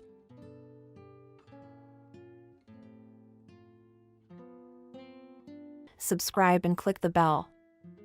What? How? Charles mumbled confusedly as he looked at the test results, but the confusion was quickly replaced by horror. Molly, how? What now, tell me? What can I say? This is no longer my concern. You are no longer in my life. Advise, for example, with a young wife, with the mother of your child. And you divorced me, may I remind you. Charles slumped in his chair, clutching at his hair with his fingers inserted. As if to Molly, this news was such a trifle. Divorced or not, 10 years together still meant something. Was it easy for her now, letting her seriously ill husband go to another woman? Would she, this Lara, be able to take care of him the way Molly would? Would she fight for Charles' life? Molly herself learned of her husband's diagnosis while he was on a week-long business trip. She had become adept at talking to doctors, so she went alone to get the results, and when she got them, she sat in the corridor of the oncology clinic. At first she froze with horror, but it was not long. Soon enough, the woman began to lay out a treatment plan and think about how she would inform Charles himself. It wouldn't be easy, but let him hear everything from his wife, a loyal friend who could be supportive and reassuring. But you can't tell such news over the phone, even to a man far from home. So when Charles called in the evening and asked what the doctor had said, she calmly said, "Don't worry, everything is fine. That is, some treatment is required, but don't worry about anything. You just come back soon, Charles, I miss you." And if she knew how her dear husband would return, with whom so much has already passed, experienced for 10 years after the wedding. They were married very young, without a stake, without a yard, only with ambitions and Napoleonic plans. That is, it was Charles who made the plans.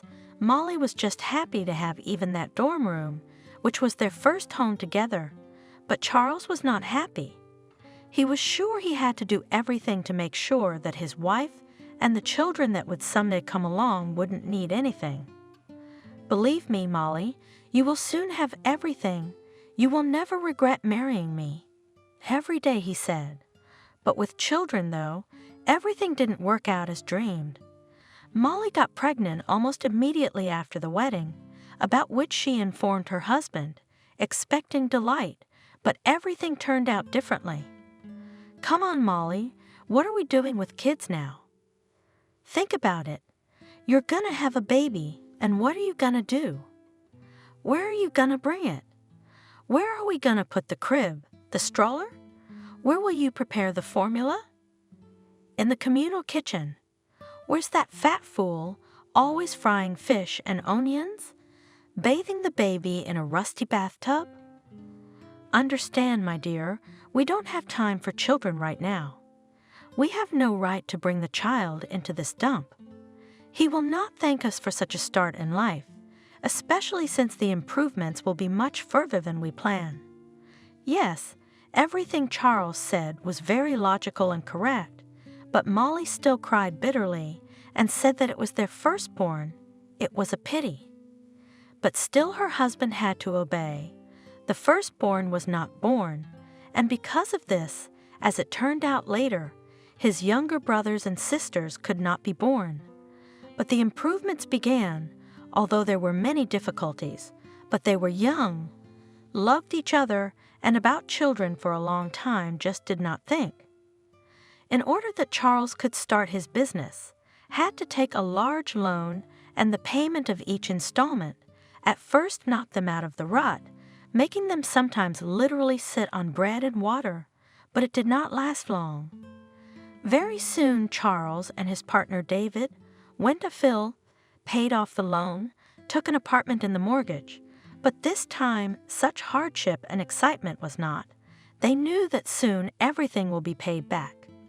Even the fact that there was a new item of expenditure was not very worried, more worried about the result, or rather, its absence. After 5 years of living together, Molly realized that pregnancy does not come by chance. She started going to doctors, trips to sanatoriums, examinations, treatment, IVF, other procedures ending with nothing. "Molly, I am afraid that you are these treatments for non-existent diseases, not to improve your health and finally kill the body. You're not sick, but you don't get out of these doctors. Who needs it? What do you mean? Molly was surprised. Who needs our baby? Everyone keeps telling me there's still a chance. And while there is, I still do not want to give up. If in another 5 years nothing will work out, we will think about adoption. Fine, in 5 years we'll start. In the meantime, take a vacation from therapy. I'm sick of it, honestly. Yes, Molly had noticed that Charles wasn't exactly cold to her, but not without it. Yes, the passionate love that brought them together is gone, but divorce is out of the question, even though she is infertile. Yes, the husband is often not attentive, sometimes irritated, rude, often delayed at work, goes on business trips. What can you do? He's a businessman. Molly even thought about coming to work with me. But first of all, because of her early marriage, she didn't get a good education, only a sewing school. Uncomfortable somehow, the wife of a businessman and suddenly a simple seamstress. And secondly, she was used to being a housewife. She liked it. The money that she could get, working, not the slightest importance for the budget of their family would not have. But the time from housekeeping, work would take a lot. And she had to go to the doctors, which sometimes took days. But David, the husband's partner, also has a wife who doesn't work, and they don't have children, but it seems to be by mutual desire. David married later than Charles. His wife is Kayla, younger than Molly, and she certainly does not think about work. And she wouldn't want kids in her life either. Kayla doesn't sit at home. She's always busy, going out, parties, receptions, traveling, or shopping in the extreme case. To Molly, that lifestyle seemed wild. She didn't talk to Kayla, though she didn't judge her. Each to their own. Everything would have gone on like that. But Charles started to get a little short-tempered in the last year. At first it was nothing, not worth worrying about and paying attention to. Well, stomach aches, the most common thing for a man. At work, do not think about normal nutrition. All on the go dry food. That's your gastritis. He didn't pay much attention to it. He'd take a pill and then he'd be fine. Molly was more worried. Gastritis, but it must be treated or before you know it, and the ulcer will turn into an ulcer. How many times did she talk her husband into it? Charles, go see a doctor. I'll make an appointment for you soon. When can you do it? This week? Not this week, not next week.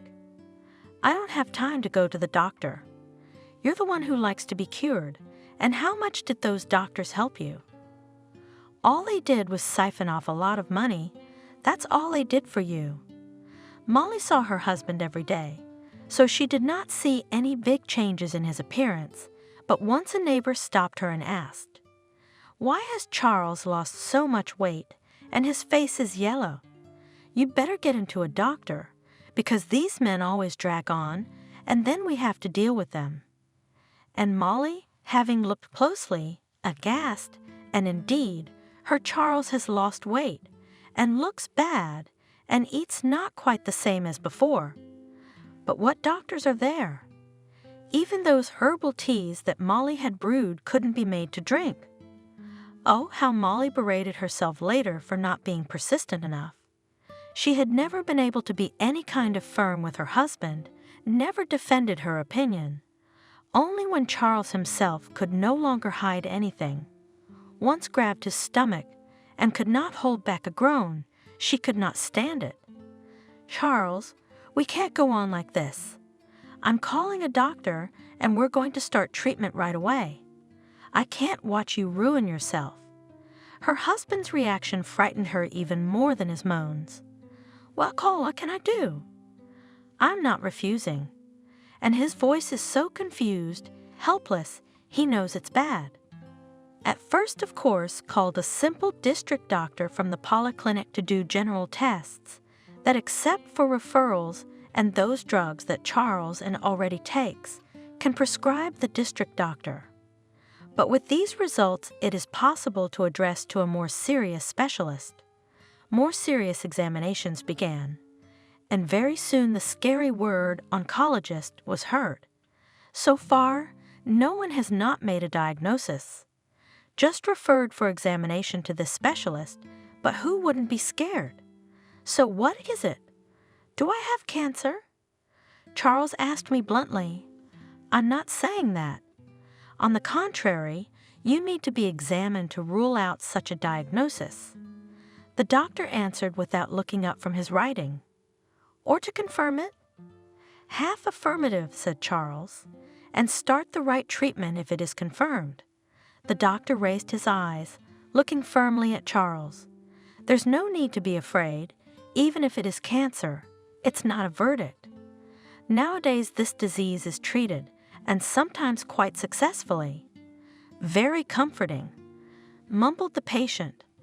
All the way home, Molly consoled her husband, saying that nothing terrible had happened yet. Most likely he did not have any cancer. They send everyone to an oncologist to rule out all risks. I got checked out too, remember? You're gonna be fine. You'll just have to take better care of yourself. It's easy for you to say, you'll be fine, you'll live and I'll die.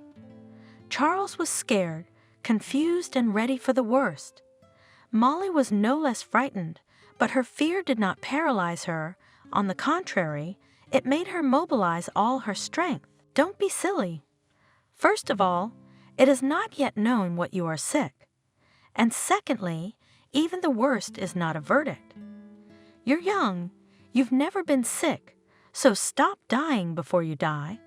By the time we got home, Charles, however, calmed down a little, cheered himself up, talked about other things. Okay, I'll give them this biopsy, and we'll see that I have nothing special. But then I swear I'll sue them all. You're scaring the hell out of me with your innuendo. And he got so calm that he didn't even wait for the biopsy results. He went on a business trip. Molly was terrified. Are you out of your mind? What kind of business trip are you going on? The usual, same as always. What's wrong now? I feel fine, and I have to go. Who's going for me? Is it you? David can't go? It's your business together. He's traveling too, he can't go. And why are you meddling in something you don't understand? Why are you always meddling, Molly? But the biopsy results haven't come back yet. Well, they will be without me. You can call me and find out. I don't think I'm gonna die of illness. I think I'm gonna die of your whining. I had the impression that Charles just couldn't wait to get away from home, from his wife, from all the doctors. Well, maybe that would actually be easier for him. He feels like a healthy man, at work among his colleagues, does not think about his illness, but at home, I remind him. And the truth is, we don't know anything yet. Maybe there's no cancer in there.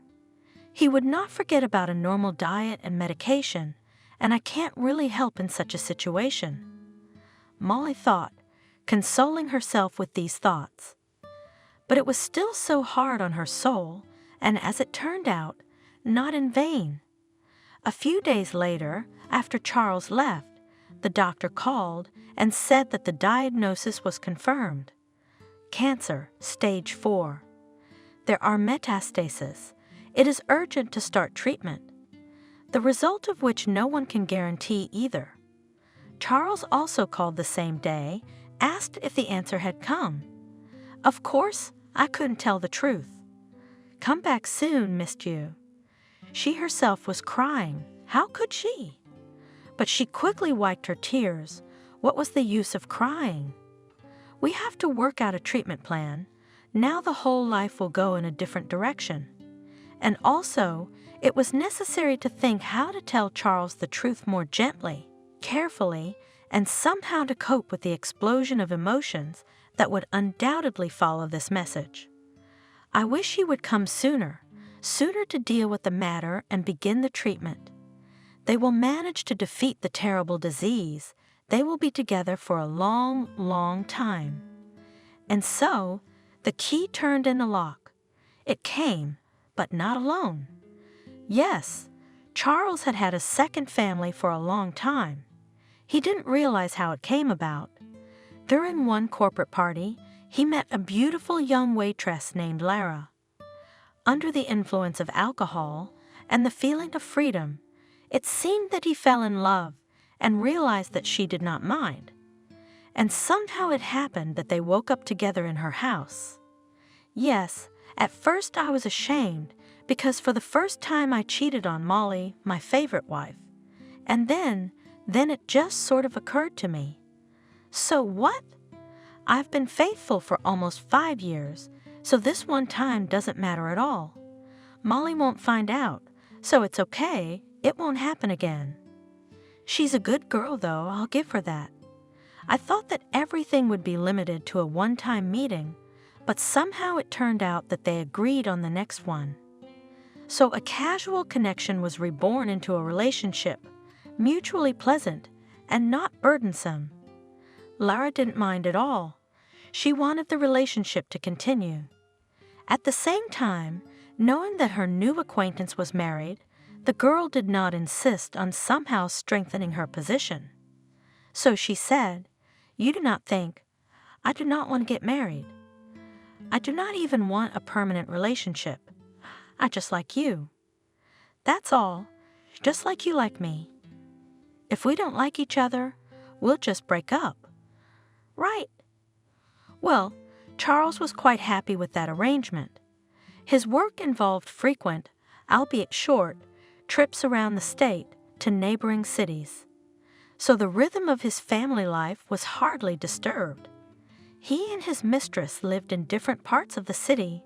They did not have common acquaintances, so there was no fear that his wife would find out. The fact that his business trips became a little longer, she seemed to see nothing wrong, and Charles had the opportunity, between business, to spend another day in the pleasant company of a beautiful girl, and after 3 months of such meetings, Lara announced that she was pregnant. It was an accident. She did not intend in any way to bind to herself a married lover. She was confused, discouraged by what had happened. What should I do? I'm not going to mutilate myself with abortions. Charles realized that she was right. He already knew how badly it could end for the woman because the real cause of Molly's infertility was the first abortion. You're right, Lara. It's not an option. But I can't get a divorce. I can't leave my wife. If you have the baby, I won't leave you or the baby. I'll put it in my name. I'll help you all my life, but I can't get a divorce. And please, do I need you? You can live with your wife or with your husband. Just pay alimony. Lara said, irritated. It was their first spat, and Charles thought that this would be the end of the relationship. On the one hand, it was upsetting. He was used to this cheerful beauty, but on the other hand, maybe it was for the best. Still less hassle, and do not pull this relationship forever. I'll pay money, Molly won't know, and no one will know. And I'll still have a kid, that's not a bad thing. But the spat didn't turn into a breakup. While Lara was pregnant, Charles visited her quite often, brought fruit, money, did not stay long, spent a few hours, and he became more and more attached to the girl in whom a part of himself already lived. It was so unusual, so touching. Then Gary was born. It was already a real blessing, and Charles even thought for the first time about telling Molly. But then something happened to her health. She finally realized that all attempts to get pregnant would be unsuccessful. No, it would be too cruel for a woman in that condition to talk about having a child. Charles remembered that he had initiated the termination of that first pregnancy, and the guilt called for a wife stronger than the bonds of marriage. But with Lara, things had gotten better, and so it went on. He lived in 2 houses, having already gotten used to his 2-story business trips, and the need to distribute attention and resources between two women. And then Lara, apparently, finally tired of such an uncertain position, or perhaps she was convinced that no one else, too, do not hurry to lead her to the wedding. And here, as if a ready family, Charles does not refuse a child, but also does not refuse his wife. Lara didn't put the question, just hinted at it. The baby's growing up. How are we going to explain to him why Daddy is so rarely home? We'll explain it somehow. All dads work. You should understand. We had an agreement. That's what we agreed. But as time goes on, we change. In any case, change, and you, as you said in the beginning, I can't, and you keep on doing it. And you don't know what you can't do.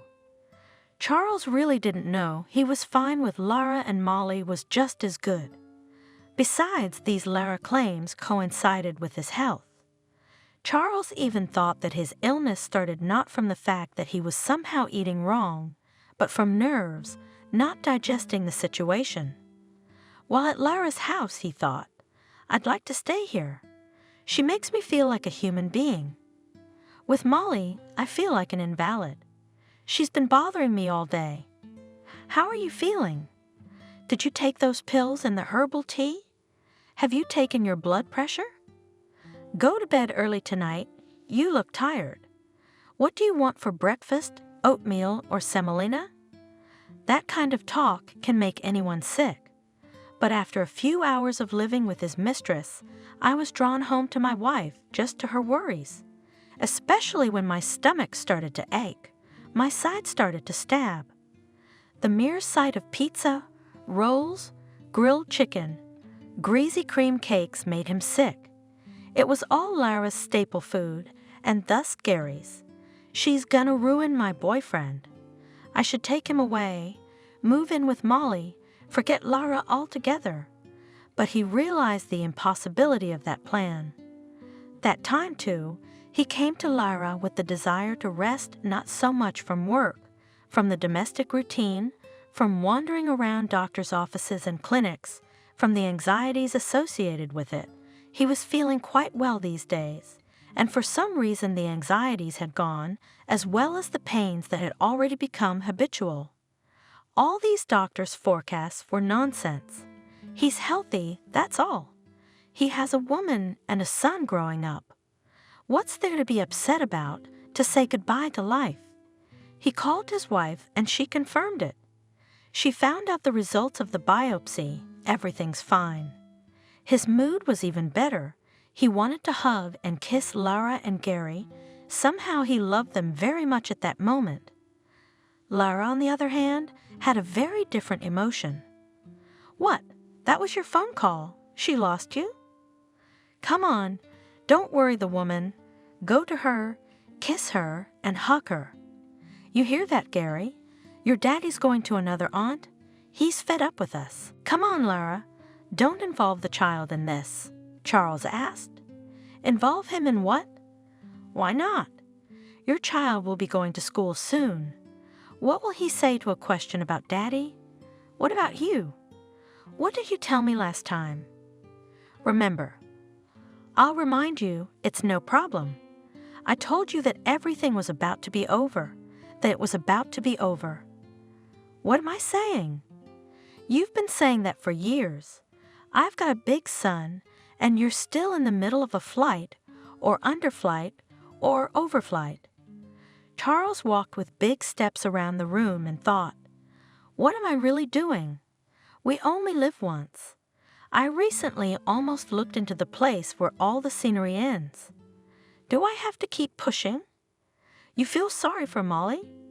Yes, I do, but who's stopping you from feeling sorry for her from a distance?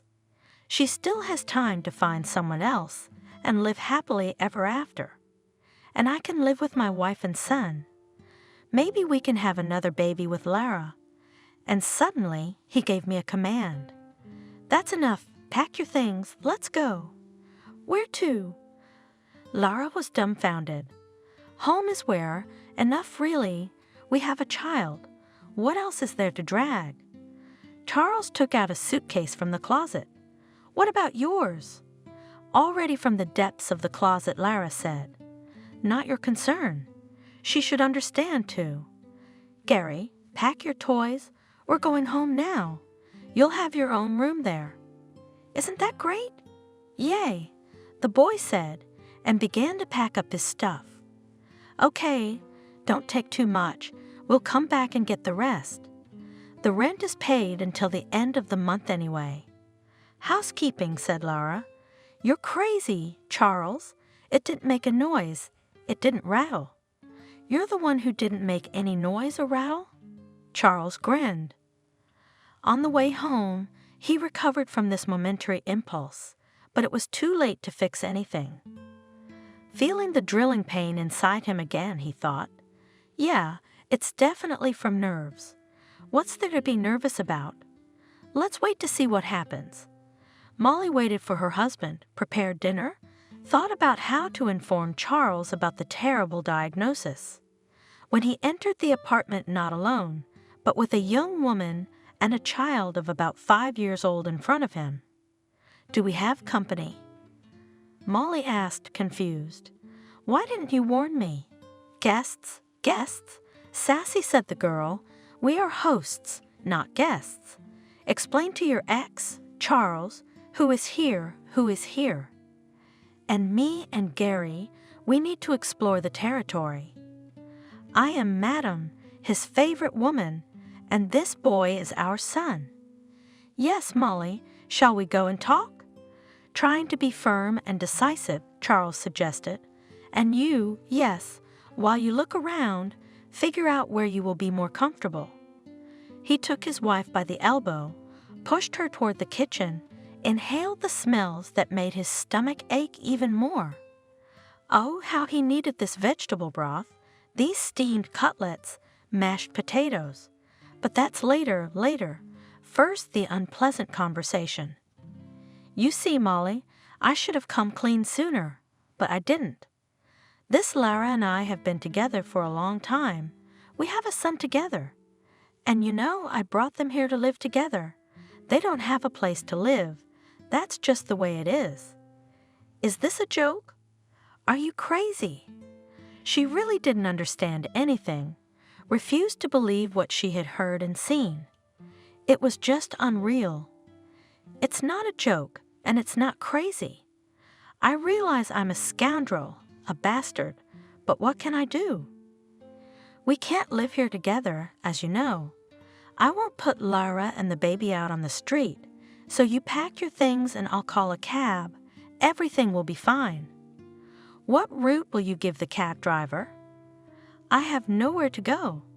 Molly realized the absurdity of the situation, but she couldn't help believing in what was happening. She was being kicked out of the house, and there seemed to be nothing she could do about it. "So it's very simple." Charles exclaimed excitedly. "There's a hotel not far away, and you can get a room and stay a few days. Until you find something more acceptable and permanent. I don't think a divorce would be difficult. We don't have children. I hope you won't be dividing up the property either. I mean, you can take what you need, your things and your dishes. Well, within reason, of course, we still have a child. Don't worry about the rest. I'll give you the money. Be careful with the money. We need something to live on. So one head is not poor, and I've saved money while I was living with you. Lara, don't interfere. It's our business." Acting like a strict husband, Charles said. Oh. The new mistress mockingly stretched out. "Coo, of course, but I have to feed the child. Go and help her pack her stuff and send it off." Charles and Molly went to pack. Again, he pulled out a dusty suitcase from somewhere, helped to shove into it the clothes of his, almost already ex-wife. "I could call the police right now." Molly said thoughtfully, "Maybe this girl will not be thrown out. She has a child, love, all the things. But no one can forbid me to be here, can they? And what do you want us all to live here together?" Charles jumped up. "The apartment is mostly mine. I bought it. I paid the mortgage too." You didn't work. You didn't do anything. You didn't even look after yourself. Look what you've become. What do you want now? A swap? Turn this place into a communal apartment? God forbid. I'll leave, of course, but it's enough that I'll carry everything at once. I'll come back later for what's left. I'll leave, first of all, because I hate living with you. And secondly, I'm sorry, it's not good news. The biopsy results are back. You have stage 4 cancer. There's some paperwork on your desk. Don't lose it. See a doctor as soon as possible, preferably with your wife. And I, fortunately, am now free from the duties of caring for a seriously ill person and from the spectacle of your slow decline. Molly was unbearably ashamed to speak like that. She could not escape the petty gloating that seized her, but she felt painfully sorry for Charles, who had suddenly turned gray, slumped on the sofa, clutching some rag in his hands. Are you serious? He squeezed out. More than serious. Here are the documents. Look for yourself. Go to the doctor. Without me, you are no longer in my life. She picked up her suitcase and bag, headed for the door. On the way, she looked into the kitchen, where Lara was feeding the boy Molly's food. She wished him well and left, hoping that she had managed to maintain an independent, even almost cheerful look. Only when she was in the small hotel room, alone with herself, she gave vent to tears and fully appreciated the catastrophe that had happened. Charles tried to realize what his wife had said. He picked up the documents left on the table, but he couldn't read them. Everything swam before his eyes. It was unbearable to be alone. He went into the kitchen. Did you seek him off? Lara asked cheerfully. Charles, did she always feed you this crap? Steamed, tasteless, pureed, no salt, no pepper. No wonder you're so skinny. I like it, Gary said.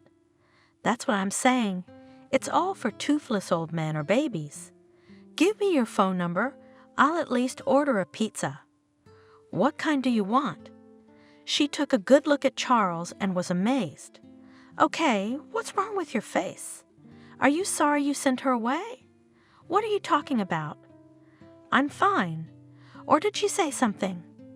Scared the police, the courts? Well, you can forget about that. I'll show her the courts. Don't be discouraged either. You look like a handsomer man in a coffin. So what kind of pizza do you want? Charles shuddered at such a comparison.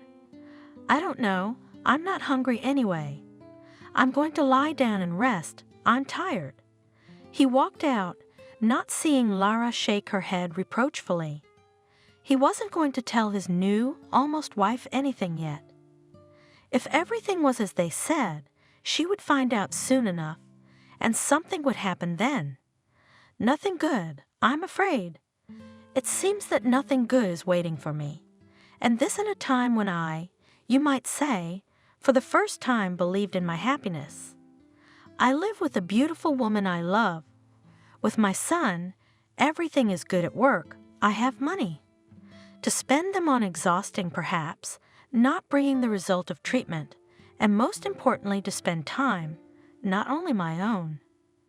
Now Lara and I have everything in common, including time. And who but me should do everything to make her life happy? But first I had to finalize the divorce. It turned out that his business partner and best friend, David, was already aware of the changes in Charles' personal life. I never realized that Molly was in contact with Kayla, David's wife. They never seemed to be friends, but it was through her that David learned of the impending divorce. Thanks for not telling me about her illness. Charles decided to keep silent for the time being, and then, as it turned out, David survived the silent disapproval after all. He didn't have to answer to anyone in such matters. The divorce really wasn't difficult. A month later, he and Molly met in court, where they formalized the end of their relationship. When Molly saw her ex-husband, she gasped, "Charles, are you in therapy?" You don't look your best. I look fine, and in general, my wife and I are doing great. How are you doing? Fine, too. Well, I'm happy for you, but you should see a doctor. Don't take too long. Molly's heart really sank at the sight of her now ex-husband. It's clear he's not getting treatment, he's not dieting. But what does Molly care about that? That is, the matter may be, and there is, after all, 10 years together, relatives, you can say, just to influence now on what is happening in the life of her ex-husband. She can no longer in any way, and even if she tries, nothing good will come out of it. She will be accused of all the deadly sins.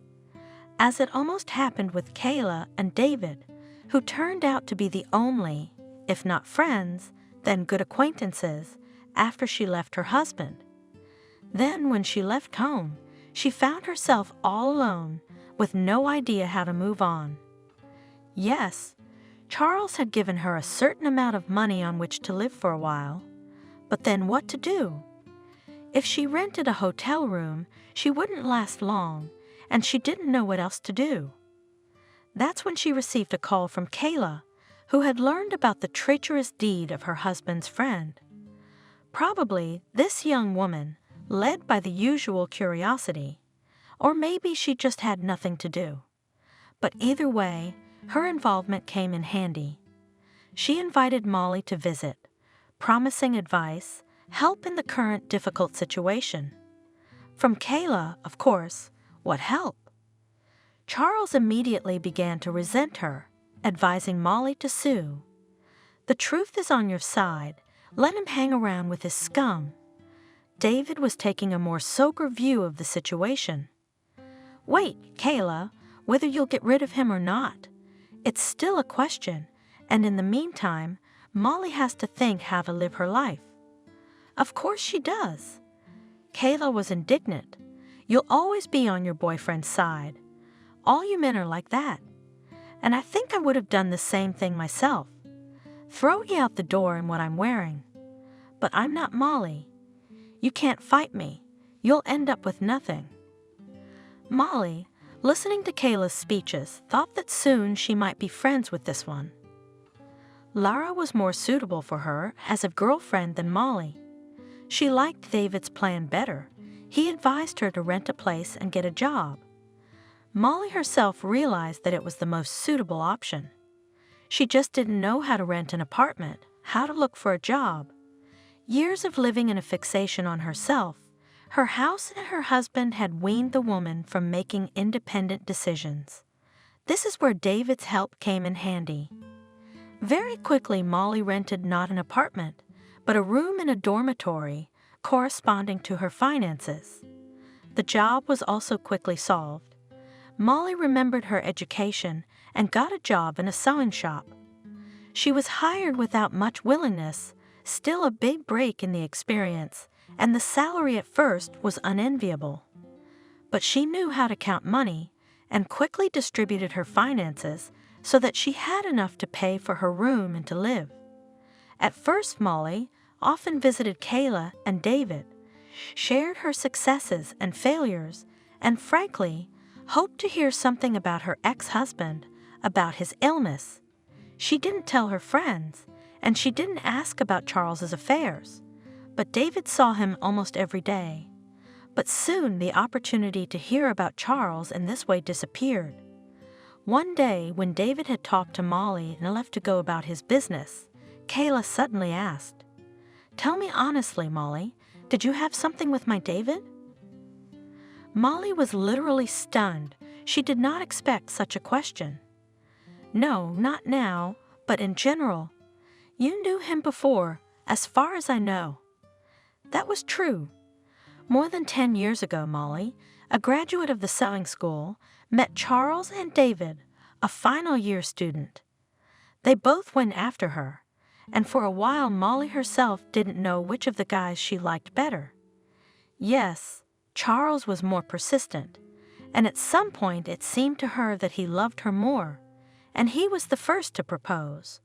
Who knows, if David had been more active in life would have been different. But all that was before, they had forgotten how they had kissed in the park. Really, Kayla, what could have happened? They knew each other, yes, but it was nothing like that. I don't know what happened before, but now I see him looking at you like a cat at sour cream.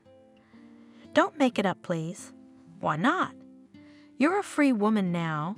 Maybe you've got your eye on him yourself.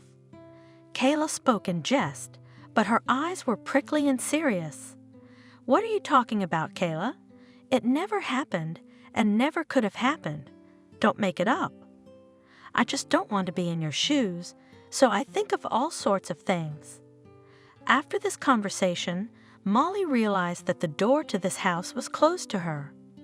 Whether David was looking at her, whether Kayla's fiction and fears were real or not, it didn't matter. But Molly didn't want to inconvenience the people who had treated her kindly, and she had enough to do. Trying not to indulge in sad thoughts, Molly worked hard, improved her skills, and tried to communicate more with people. Soon she had a lot of friends. There was no time for memories of her former life, and she thought about Charles less and less. He's probably doing fine, getting better and better. His wife was young, she was not a beast, and she loved him. Why else would she wait so many years? Why not take care of the man she loves? He's her husband, her child's father. More often she thought not even about her ex-husband, but about his son, little Gary, whom she had only seen a glimpse of. Sometimes it suddenly occurred to her how good it would have been if her husband had apologized to her at once, taken the boy away from his Lara, and they would have brought him up together. What kind of nonsense was going through her head? What kind of mother would give up her child? And she, by all accounts, is not a bad mother. There is nothing to accuse her of all sins. Molly reprimanded herself. Charles was doing really well, up to a point. Immediately after his divorce from Molly, he and Lara applied for marriage, and a month later became, finally, legally husband and wife. Fancy Wedding did not play, decided that the money is better spent on a wedding trip, in which they departed soon. And that's where Charles's disease, which had been hidden until then, suddenly made itself known. It is not surprising. The change of climate, unusual food and drink, increased activity. But he was in no hurry to confess his illnesses to his young wife. He limited himself to staying in the hotel room more often, much to Lara's displeasure. Like many healthy people, she did not understand the sick, and did not even believe in the existence and seriousness of diseases. Looking at her husband stretched helplessly on the bed, she said, "Charles, why are you spoiling my vacation? You are only 5 years older than me, and it seems that I married an ancient old man. You lie around all day like a turtle. Why do I have to go everywhere alone? Wouldn't you be jealous?" Charles smiled languidly and thought, "Amazing mental callousness. Doesn't she realize that I don't feel well? Wouldn't she have asked me? Suggested a pill? I would have sympathized. Molly would not leave me now. She would torture me with her questions and suggestions. Isn't it about time Lara confessed?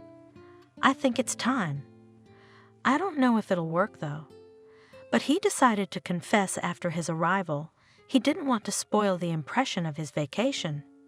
As a result, Charles arrived home almost alive, not even hugging Gary, who was left with the nanny.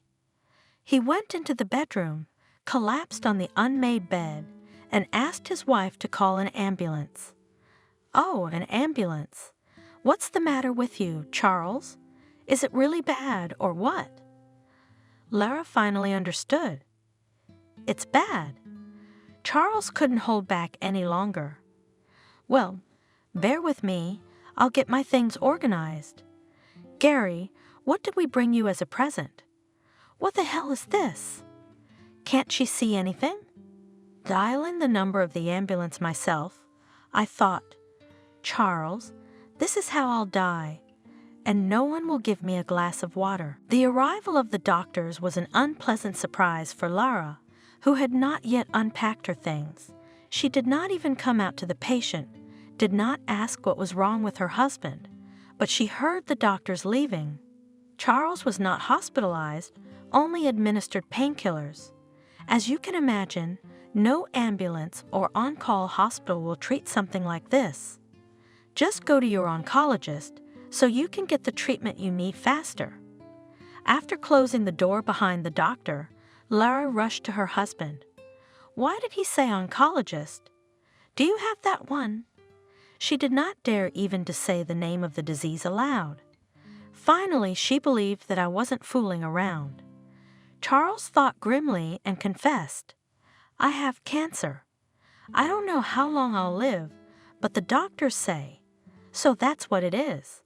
Lara said ominously. That's why your purse so uncomplainingly slipped away.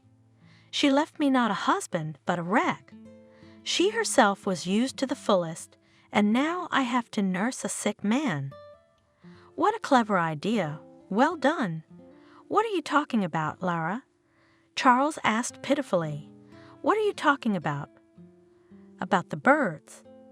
You heard everything perfectly well and understand everything better than I do. You didn't need Lara when you were healthy, and now you're taking it out on me? God, why did I do it? I waited 5 years for you to turn me from a mistress into a wife. I gave birth to your son, and now I've got it. Who came up with that? You or her, Molly, your Molly?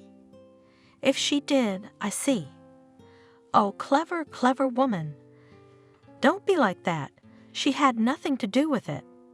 She lived for 10 years with a healthy man who provided for her to the fullest, didn't work, didn't give birth to children, lived for herself in pleasure. And when her husband got sick, she immediately made a run for it. I wonder why she leaves so quietly, not a tear, not a reproach. Why should she cry? She should be kissing my hands, dancing with joy. Don't be silly. She didn't know anything. She's a decent woman. She didn't want to hurt anyone. Of course, an angel in the flesh. She didn't leave you sick. No, she was kind. She gave you to me. Lara's a fool. Let her take the pots out while the angel Molly lives on her own, spending your money. How much did you give her? I didn't give her anything. Calm down. Charles tried not to get nervous, not to raise his voice. He knew that it might bring back the pain, but Lara continued to ravage, not even distracted by Gary. But what's it to you? Shouted she at the child. Why are you swearing? What's the matter with Daddy? Daddy, are you sick? Do not be afraid, baby. Everything is fine. Only you do not cry. I'm just tired. Charles tried to calm the child down. Yeah, tired. Your daddy's tired of defending other people's aunts and lying to your mom. It's not enough for you, you little bastard. Now she has to go after your daddy. Get out of here. Don't listen to adult conversations or I'll rip your ears off. Lara, don't take it out on the kid. I'll take care of my soul, but leave him alone. But where was it? That day, everybody got it in for everyone. And the next day, Charles went to give himself up to the doctors. He was glad to be in the hospital, to be honest. There was no hope that Lara would calm down. Gary felt sorry for her, of course, but maybe she wouldn't yell at him when she was alone. A trip to the doctor's office, however, dashed that last hope. Charles was not even offered hospitalization. After the examination, it turned out that the disease is already seriously neglected. I was not hospitalized, although they prescribed treatment, and I had to go to various procedures. It did not give much relief, but something had to be done, and his condition was worsening. Charles was getting weaker, not by days but by hours. He lost interest in his surroundings, almost did not pay attention to his wife and child. At the next appointment, The doctor directly said that nothing more could be done. He only needed to ensure a dignified departure from life. Charles was ready for this. Moreover, he himself realized that his days were numbered, but it was very difficult to hear the confirmation. The only thing I can suggest is a palliative care unit and then perhaps a hospice, although there are some difficulties with placement there. Okay, it might be a lifesaver for me or my loved ones, but not right now. I need to get my affairs in order. Of course, that is, do as you please, said the doctor. Well, that's it. I've got a one-way ticket. All I can do is pray that it's not too hard to leave. Too bad I'm an atheist, Charles thought as he walked home. Lara, already realizing that her husband was in a bad way, insisted that he should go to a hospital or something. She couldn't bear to take care of a sick man. But there were no places to go, and Charles didn't want to go anywhere. This, of course, meant listening to his wife's constant accusations of selfishness, moaning about her ruined life, cursing her fate. And one day, exhausted from the endless care of her husband and child, the young woman could not stand it. In the evening, having put her son to bed, having given her husband an anesthetic injection, she packed up and left, forever. Waking up, Charles first waited for her, then became worried, walked around the apartment. On the dressing table, he saw a piece of paper with the single word "gone." Checked it. There was no money, no jewelry, no Lara's most prized possessions. "Dad, when is Mom coming?" came the voice of his son behind him. The boy stood still, not dressed, rubbing his eyes with his fists. "I don't know, kid. You go and get dressed, okay? I'll make you something to eat." "What would you like?" "I don't know, for Mommy to come. There's cookies in there. I'll get them myself. Are you all right?" "Not quite, but I can make something." "You don't have to eat cookies in the morning, okay?" "My mom lets me. Is she sick too?" It was obvious that Gary was trying not to cry, but the near tears were already trembling in his eyes. "No, what are you? She'll be here soon, healthy and cheerful." Even this short conversation was tiring Charles, and he had to feed the child something else. He hadn't been hungry for a long time. He could hardly swallow any semi-liquid food in very small quantities. Well, he couldn't do it on his own, and Lara didn't seem to be coming back. Her leaving me was understandable. She'd been ready to do it for a long time, but the baby, how could she leave her son to a man who could die at any moment? Charles tormented himself with the thought. He realized that he would not be able to prepare anything for Gary, let him eat cookies with milk, and fell on the bed. He had to find the strength to call someone, but who? No one but David. They still need to settle the matter, with Charles part of the business. David, having barely heard of Charles' predicament, had come at once. Charles sold his half of the business to a friend, put some of the money into his son's account, and left the rest for medical treatment and a nurse. David helped with that too, quickly finding an elderly woman with a medical degree. She agreed to take care of both the patient and the child. "And you know, David, I want to call Molly, not for help, but for forgiveness. It's time for me to say goodbye to people, you know." "Don't mind, you know." "Call her, sure." David approved of the idea. "I haven't talked to her in a while. I think she and Kayla had a falling out. You know, that pretty girl will say mean things to anyone, but I think her phone number is the same. So call her. You need to talk to her, of course. I'm sorry, but what you did was really stupid. I realized that myself, so I want to correct my mistakes."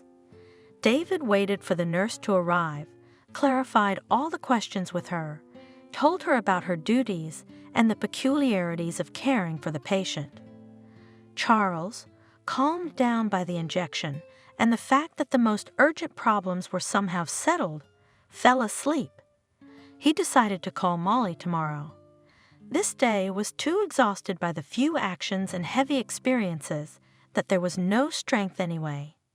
He was well aware that there might not be any tomorrow, but there was no strength to overcome the drowsiness that overcame him after the injection. Molly, meanwhile, was living her life and was quite content with it.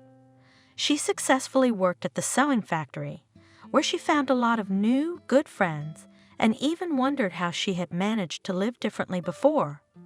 It was not to say that she did not remember Charles at all. She did, and often worried about his health, comforting herself with the thought that he was living well, undergoing treatment. After all, if something really serious had happened to him, she would have been informed. Even though she was his ex-wife, but she was his wife. They had lived together for 10 years. She tried to call her ex-husband herself, but to no avail. Apparently, he changed his cell phone. Molly hadn't spoken to David or Kayla, so she couldn't ask them anything. And even if she could, she wouldn't. If she did, they'd think she was counting on the past to come back, which it wasn't. If Charles had even called her and offered to go back, to start over, she would have refused. She was satisfied with her present life. And suddenly he called. "Molly? I'm sorry I haven't called. I haven't had time. I mostly just wanted to apologize to you." "Yeah, I'm sorry. It's time to take stock." "Summarize what?" Molly was scared. "Are you not feeling well at all, Charles?" "Yes, Molly, it's my own fault. I neglected my health and, well, you know what I mean. The doctors won't even give me treatment. They say it's useless. Well, I mean, they do help. But, well, my song is over." "God, Charles, what a horror. What are you saying?" "Is there nothing? Molly, we're done talking about this. I know I'm sorry for what I did to you, and it's probably stupid to apologize, but don't curse me too much." "Yeah, what are you talking about? When have I ever cursed you?" Molly felt a cold wave roll down her spine. She believed Charles' words immediately. "Yeah, well, what else was there to expect? He's sick, he's dying, her Charles." No matter how their lives ended, she remembered the good things. She remembered him young, handsome, strong, and loving. "What can I do for you, Charles? Tell me. I mean, I'm sorry, of course, your wife? There's no wife anymore. Lara left me." "Oh, my God. And Gary, you can't see him either?" "Gary, I can see him just fine. He's with me. She left him too." Charles sighed. "Where did she leave the baby?" "All right, never mind. But how do you live there?" Molly squinted at the abundance of unpleasant news. "We have a nurse, a very good one. She's a nurse by training with a lot of experience, helps me. I don't really suffer much, except mentally. I don't know, maybe leaving won't be too hard. Would you mind seeing me one last time?" Well, of course, Charles. Are you home? Why don't I come over right now?" "That would be very nice, Molly. I'd be so grateful to you for that." "Oh, come on. What gratitude?" "I'm coming over. Do you want me to bring anything?" "No, you don't need to bring anything. I've got everything." "I don't need anything, just to see you." "I'll be there." "I'll call a cab.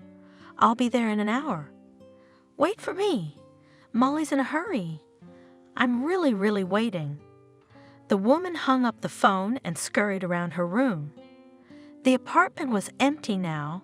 She didn't have many neighbors. An old woman whose children had taken her to a country house, and a couple who were not very old. The husband and wife, who at this moment were at work. Molly had the day off this day. She rushed to the closet to pick out clothes, then waved goodbye. She wasn't going on a date, and how she looked didn't matter. "Oh my God, Charles. Charles is mine, dying. What can we do?" "There's nothing we can do. Just don't upset him any more." Molly hurriedly dressed and cleaned herself up. and then the doorbell rang. Who could it be? With annoyance, she thought, opened the door. The neighbor from the first floor, a bitter drunk. He often went to all the apartments, came to Molly and borrowed money. Molly never gave. She knew perfectly well that such people, once you give them as if in a loan, they will not return it, but they will consider that you are obliged to give them money for drinks always. She wasn't going to give them anything now either. "Molly, what are you doing?" "Breathing a little booze, older man." "I would never, but tonight I have to. I'm so happy because my eldest is back. He came from the zone. He was released early, of course. For good behavior. I wish he'd behaved like that at home. But we started celebrating 3 days ago. But we were celebrating, and then we ran out of money. But now we won't be short of money. James is going to work, and so am I. We'll give it to you. Don't you doubt it. I'll give it to you like a bayonet." No, I got it." "Go on, Bob." Molly tried to close the door, but the drunk had a grip on the door jamb. "Molly, be a human being." Her roommate urged her on. "I'm not just asking you to do this. I'm telling you I have joy. Well, what are you, completely without sympathy, or what? She seems to be a good woman, a beautiful woman, and she's going somewhere, on a date apparently." It was impossible to bear it, but she couldn't fight with that alcoholic. "All right, but it's only once, remember. Don't come back. I have no time to argue with you now. I have a sick relative to visit." She, without looking, pulled out of her purse some bill, slipped it to him. "And that's good for you. It's a holy thing to visit a sick person. We'll drink to his health, and to you, and to everything." The man's eyes greedily dug into the purse. In Molly's hands, he saw perfectly well that there were still a lot of papers there. "Why are you squirming, as if you were giving the last one? You've got a lot there," he said rudely. "You could have given me more. We don't need one bottle. We each need 2. Go away." Molly slammed her purse shut, put it away, and then a rough hand grabbed her purse. "Come on, you fool. I told you I'll pay you back. We'll pay you back. It's a sin to be greedy for something like this.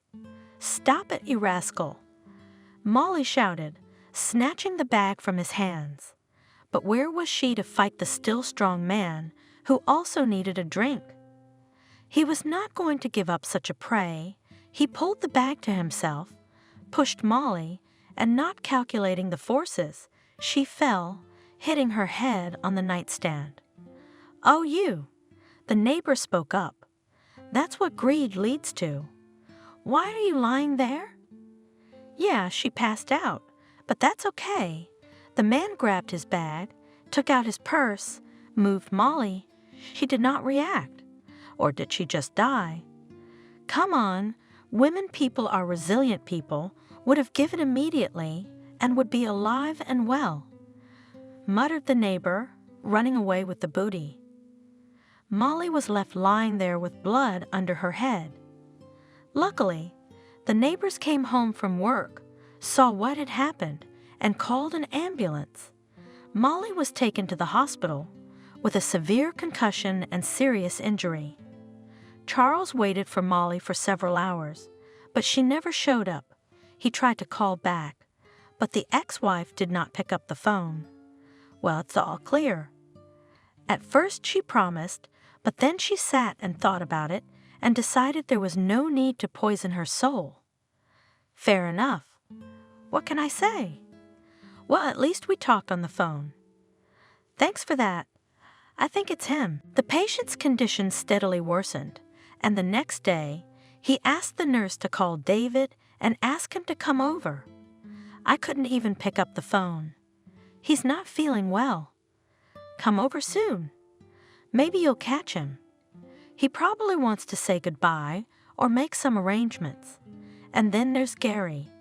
I'm afraid I'll frighten the child. The old woman could hardly hold back her tears. Gary didn't quite understand what was going on with his father, but he felt something very bad was coming. "Aunt Clara, why are you crying?" "Is Daddy sick again?" he asked the nurse. "Yes, baby, it's bad, but don't worry, everything will get better." She didn't know how to calm the child. She saw that words were powerless. Moreover, his father was the only relative for the boy. David came, listened to the last orders of his friend. Fortunately, even before Charles finally fell asleep, they had time to solve the business, and most importantly, Charles had filed a divorce from Lara and deprived her of her maternal rights because she never showed up. "David, I feel sorry for Gary. He's got no one. I don't want him to grow up in an orphanage." The dying man whispered. "Don't worry, Charles. I'm not leaving the boy. I've got no kids of my own. I'm raising this one with Kayla. She won't mind. They're talking about kids themselves." David doubted his wife would be okay with a stranger's kid, but he was sure she wouldn't protest. "Thank you, friend." The dying man squeezed David's hand with cold fingers. A couple days later, Charles was gone. No one knew where Lara was. They tried to report Molly's funeral, but her phone was still off. None of the ex-wives were at the funeral. David kept his promise and took Gary back to his place, causing Kayla's expected displeasure. "But really great. I didn't raise other people's kids. No one expects you to do that. You're an educator, you know that. Just be nice to Gary. Don't show your displeasure. You didn't want your own. Don't want other people's kids. I want my baby, okay?" "Yeah, please, I don't mind." "You're pouting, Kayla. It's just that Gary has a mother, and we're not involved. He doesn't have a mother. She's gone. She's disenfranchised. And we're done talking about this, okay?" Kayla had to accept it. She was afraid to cross her husband. She depended on him for everything. Her well-being, her ability to attend events, to travel several times a year. In a divorce, she would be left with nothing. And lately, it was felt that David was not satisfied with their family life. Having children of her own she didn't want, and now she couldn't have any more. So there was nothing to count on in a divorce. Going back to her parents? It was scary to think about it. They had to accept the arrival of a stranger's baby in their home. Molly was in the hospital for a month. When she came to her senses, she immediately thought, Charles, but she couldn't remember what was wrong with Charles.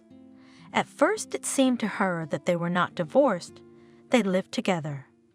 Her husband was waiting for her somewhere and she didn't immediately remember what had happened.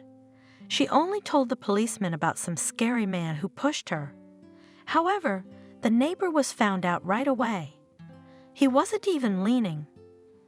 Molly remembered where she was going before the accident, but it turned out that her phone was also missing. The neighbor admitted that he had stolen the phone, but had given it to his son, and he had gone somewhere else. The patient's condition steadily worsened, and the next day, he asked the nurse to call David and ask him to come over. "I couldn't even pick up the phone. He's not feeling well. Come over soon. Maybe you'll catch him. He probably wants to say goodbye or make some arrangements. And then there's Gary. I'm afraid I'll frighten the child." The old woman could hardly hold back her tears. Gary didn't quite understand what was going on with his father, but he felt something very bad was coming. "Aunt Clara, why are you crying?" "Is Daddy sick again?" he asked the nurse. "Yes, baby, it's bad, but don't worry, everything will get better." She didn't know how to calm the child. She saw that words were powerless. Moreover, his father was the only relative for the boy. David came, listened to the last orders of his friend. Fortunately, even before Charles finally fell asleep, they had time to solve the business, and most importantly, Charles had filed a divorce from Lara and deprived her of her maternal rights because she never showed up. David, I feel sorry for Gary. He's got no one. I don't want him to grow up in an orphanage. The dying man whispered. Don't worry, Charles. I'm not leaving the boy. I've got no kids of my own. I'm raising this one with Kayla. She won't mind. They're talking about kids themselves. David doubted his wife would be okay with a stranger's kid, but he was sure she wouldn't protest. Thank you, friend. The dying man squeezed David's hand with cold fingers. A couple days later, Charles was gone. No one knew where Lara was. They tried to report Molly's funeral, but her phone was still off. None of the ex-wives were at the funeral. David kept his promise and took Gary back to his place, causing Kayla's expected displeasure. But really great. I didn't raise other people's kids. No one expects you to do that. You're an educator, you know that. Just be nice to Gary. Don't show your displeasure. You didn't want your own. Don't want other people's kids. I want my baby, okay? Yeah, please, I don't mind. You're pouting, Kayla. It's just that Gary has a mother, and we're not involved. He doesn't have a mother. She's gone. She's disenfranchised. And we're done talking about this, okay? Kayla had to accept it.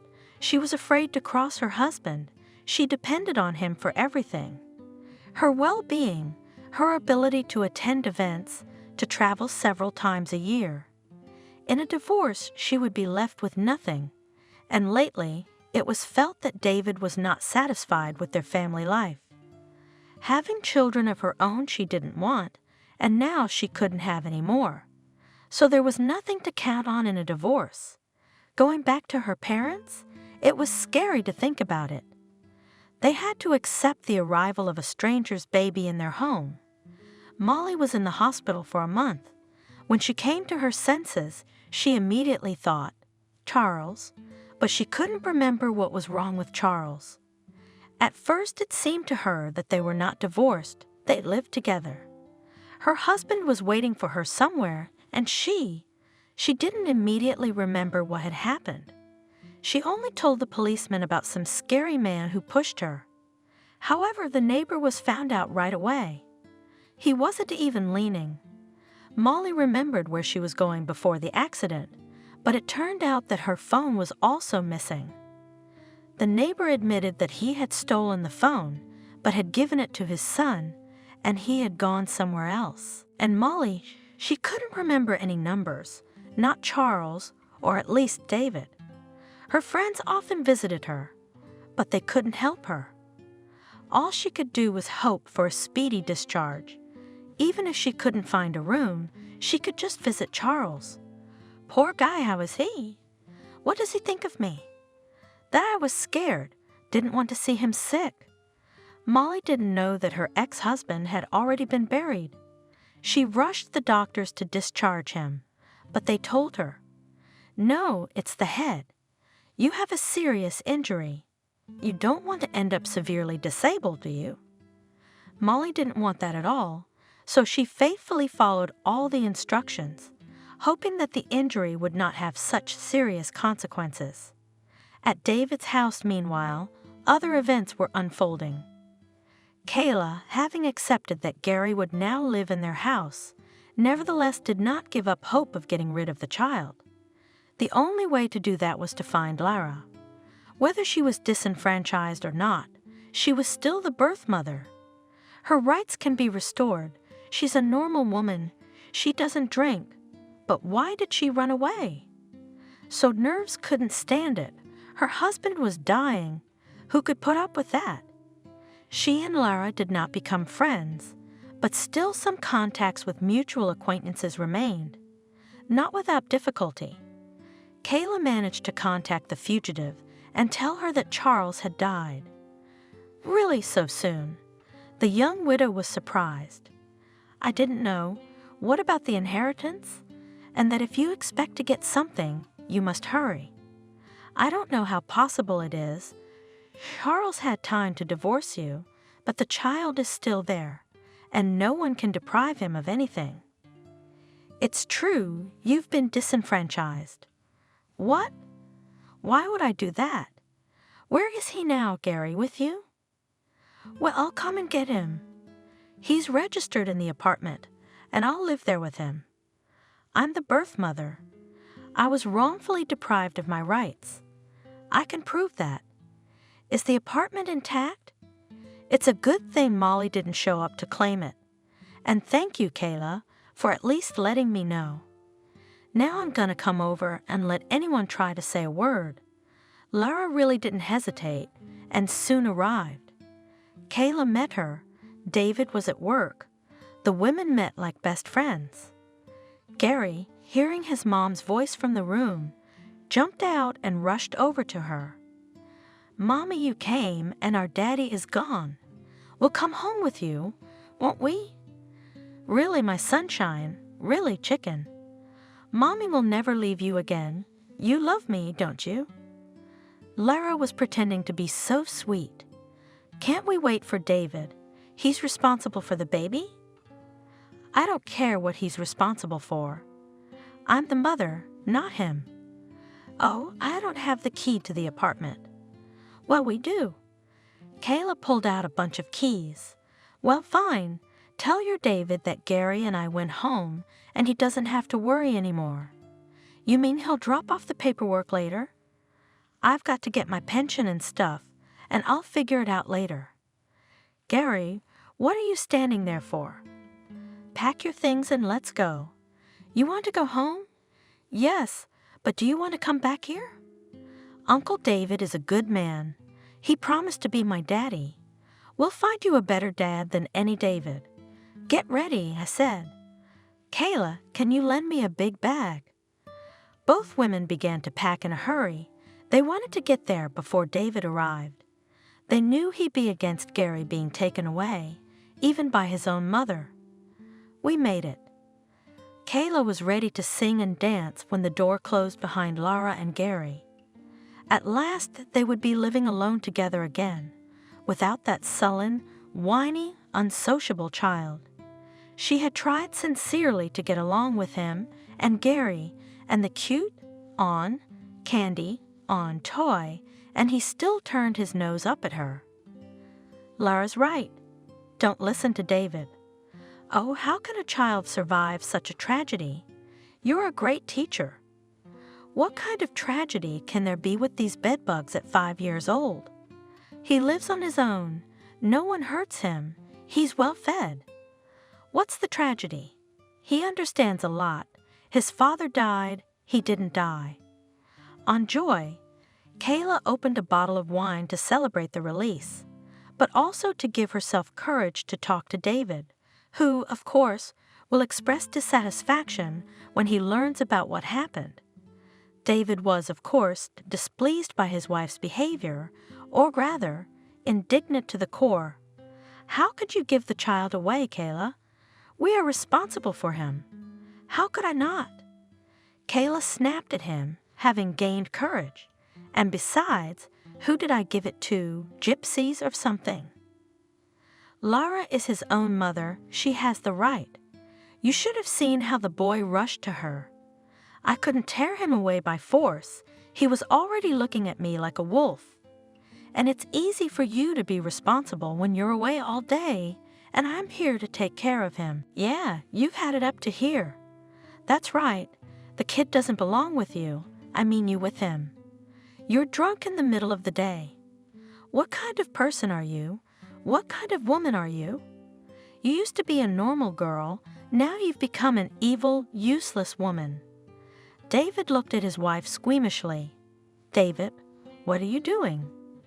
Kayla mumbled fearfully, suddenly realizing that she had gone too far in her actions and words. Do you want to go together and pick up Gary? I miss him too. Lara went over there to their apartment. That's why I gave her the keys, so she wouldn't go anywhere. Let's go. Come on, David. What a lying, insolent bitch you are. David replied with disgust. I'm not going anywhere with you. I don't even want to see you. David. Kayla howled pitifully. She went to her husband, but he went into the room he had set up as his office and slammed the door shut. Ignoring his wife's whimpering in the hallway, he dialed Lara's number. "Lara, are you home?" "Gary with you?" he asked in a decisive tone. "Yes, we're home. Gary is with me and with his new father, but it's none of your business. Stay out of our lives," the woman replied cheekily. "Remember one thing. You can't be in Gary's and my life. You're nothing to the boy now. You have no right to be in this apartment, much less this new father. Tell him that. If you don't want any serious problems, tomorrow morning, clear the place out, and I'll come get Gary. We'll see which one of us gets in trouble," Lara shouted. But David did not continue the argument and hung up the phone. "I hope nothing happens to Gary until tomorrow. I'll go there in the morning with all the documents and, if necessary, with the police." Hoping at first to settle the matter amicably, I set off alone the next morning. And at Charles' house, I met Molly. She was coming out of the front door in tears. "Molly," exclaimed the astonished David, "how are you here? Where have you been? Why couldn't we find you?" "David, how could we? Charles is really gone," sobbing, Molly asked.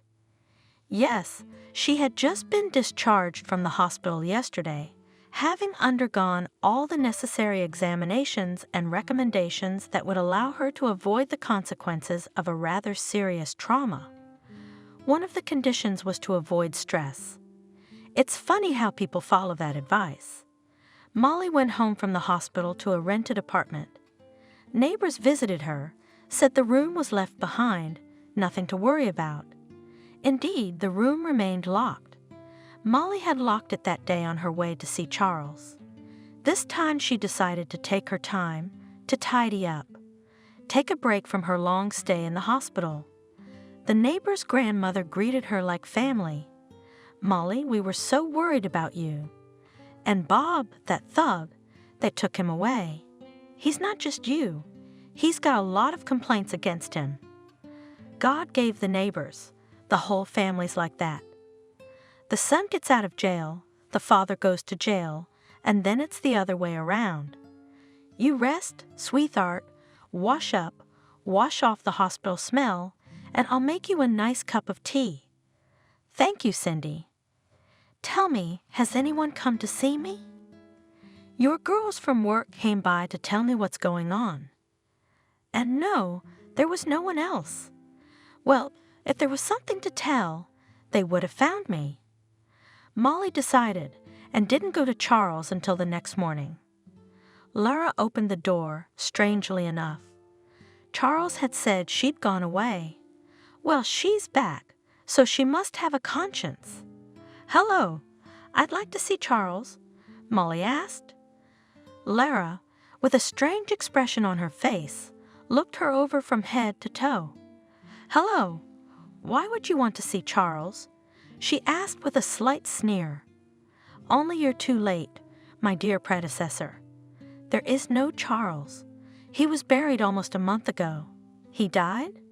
So soon?" Molly gasped, slumping her shoulder against the jamb. Why wait? As if she didn't know he'd been sick for a long time. But don't worry, even if you grabbed it right away, you wouldn't have gotten anything. Gary and I are the first heirs, and you're not even in the picture. Ex-wife is nobody. A tall young guy appeared from the back of the apartment. "Lara, are you holding the door open? It's drafty." "Oh, good afternoon. I'd like to invite a charming guest into the house. Good day to you." Angrily threw Lara, Molly, and slightly pushed her away, slammed the door, but Molly was no longer interested in the girl's words, nor in the sounds of some altercation from behind the closed door. There was a pounding in her head. Charles was dead.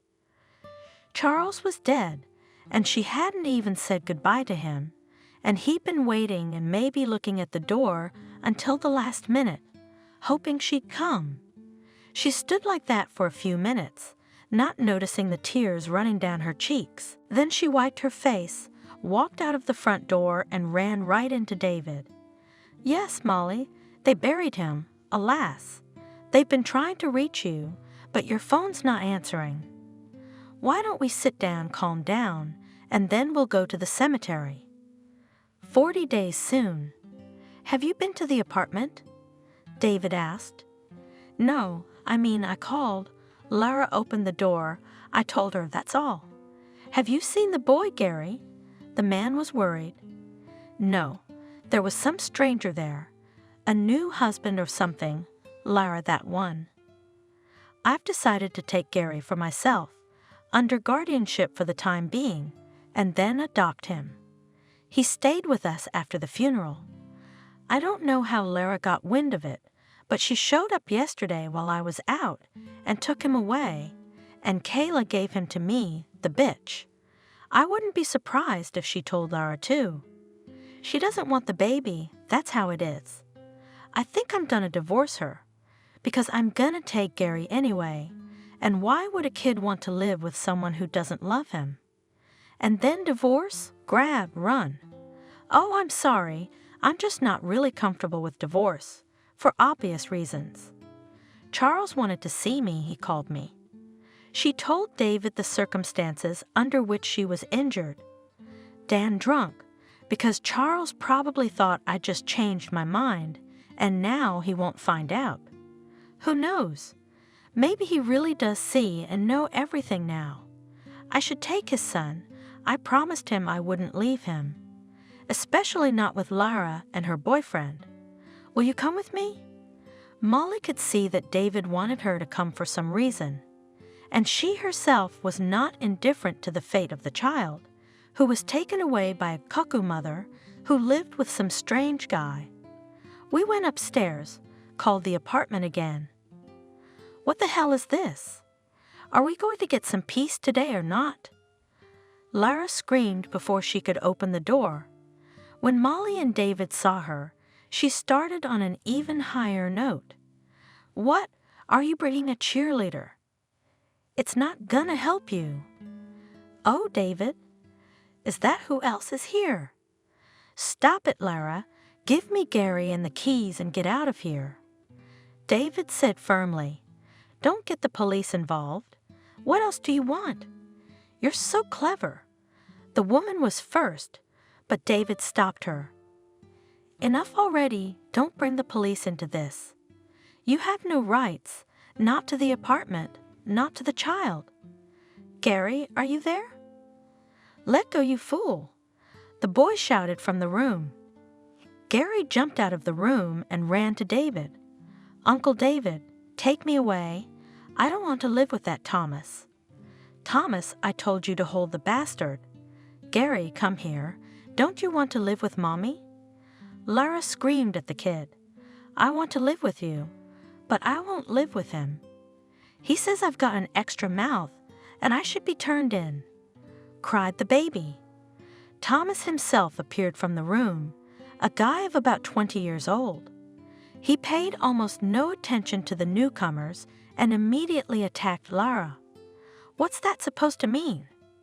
You said that the apartment is yours, and here in the morning, some hordes are walking around and even threatening the police. That's all you need. It's mine, it's mine. The woman stomped her foot.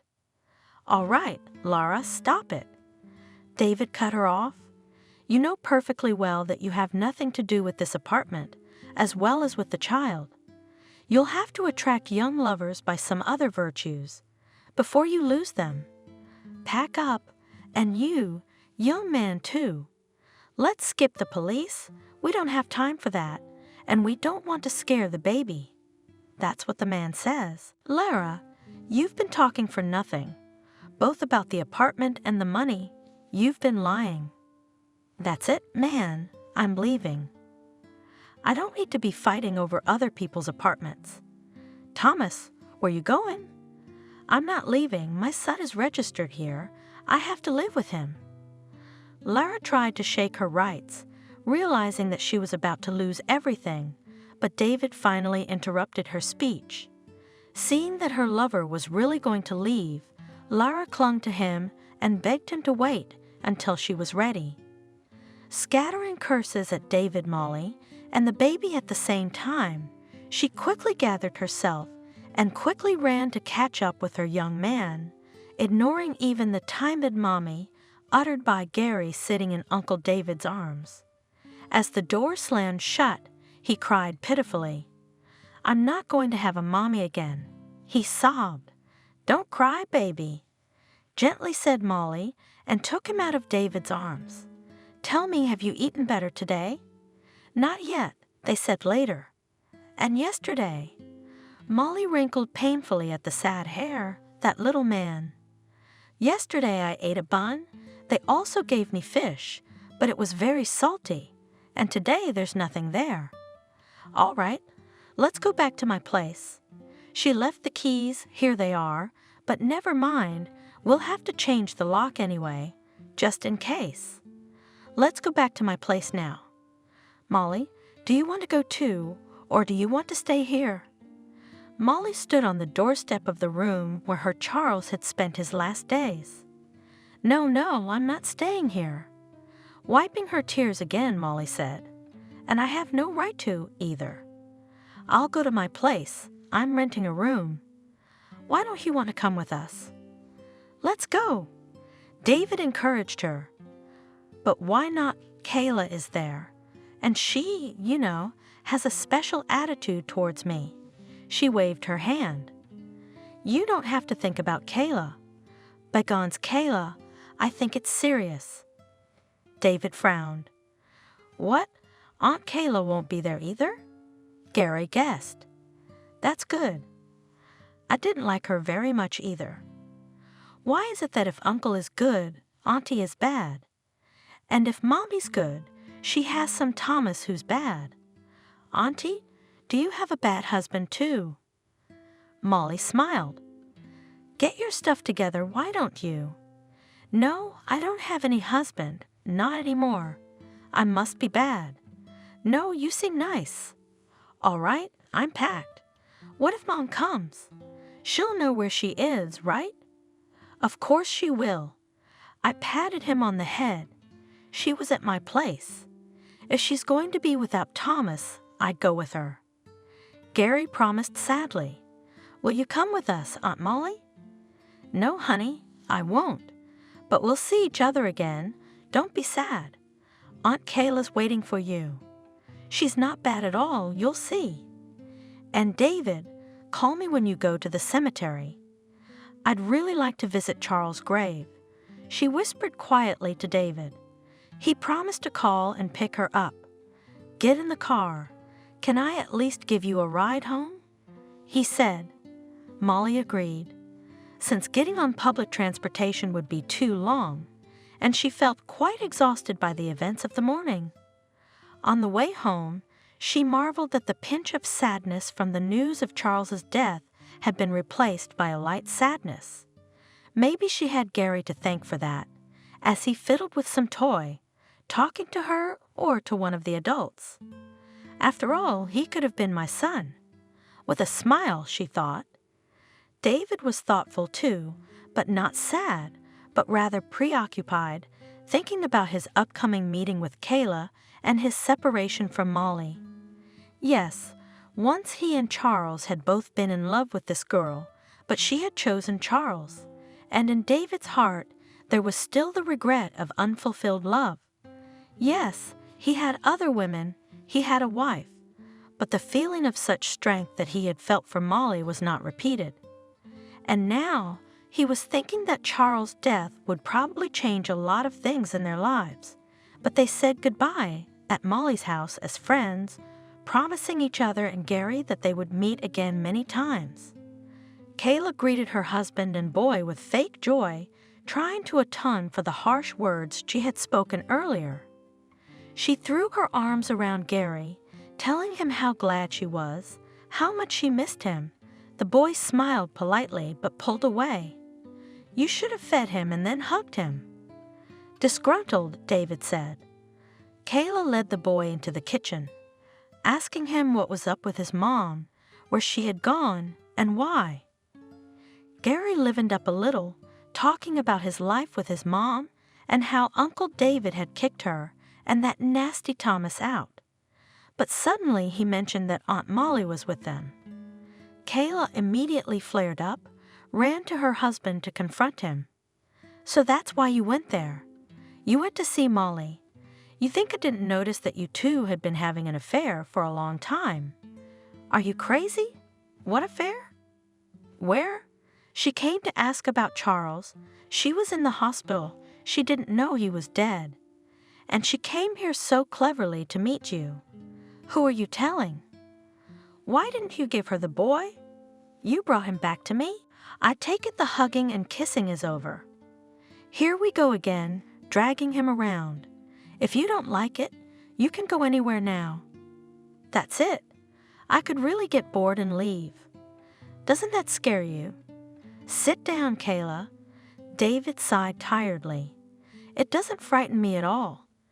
Yes, I've had enough of your consumerist attitude toward our marriage, toward me, for a long time. I'd like you to leave, though I realize that's almost unrealistic." Kayla was scared again. She had no feelings for David, but material dependence held her much stronger than mental dependence. She started crying again, swearing that she would be the perfect mother for Gary, the best wife for David, and everything remained the same, but not for long. Kayla couldn't play the role of good mother for long. It cost her nothing to leave the boy home alone, without even making dinner, leaving only an admonition. "Sit quietly and don't say a word when he comes home. I'll bring you a chocolate bar." But to restrain her nature, she could not even in front of her husband, now and then snapped at the child. In the end, her manner of leaving the child alone almost led to tragedy.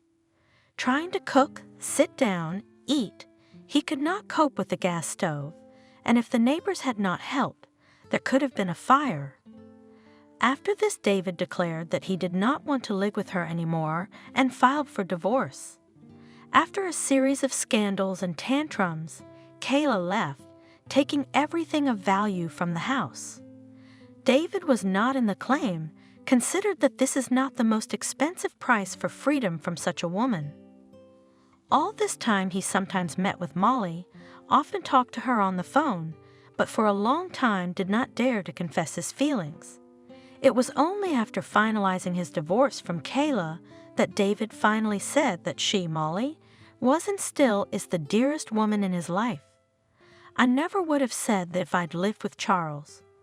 Back then, as a young man, I just didn't dare interfere in your relationship. I saw how you loved someone else and he reciprocated. As a result, I thought I could be content to see you, even if it was as your best friend's wife. What to say about that now, David? It's a thing of the past. Why shouldn't it, this case, be the present? I realize now that I'm not the most advantageous fiancé, divorced with a child, and I'm in no hurry to have you. But think still, could we be husband and wife? Isn't that completely impossible? I'm sorry, but it's impossible to propose like that." Molly smiled. "So is that the only problem?" David rejoiced. "Contrary to my name, I've always been so unromantic. Thanks for the tip." The man suddenly got down on one knee, took a beautiful box out of his pocket, opened it and handed it to Molly. "Become my wife, Molly. I've been preparing for this day for so long." Molly pressed her palms to her cheeks and laughed happily.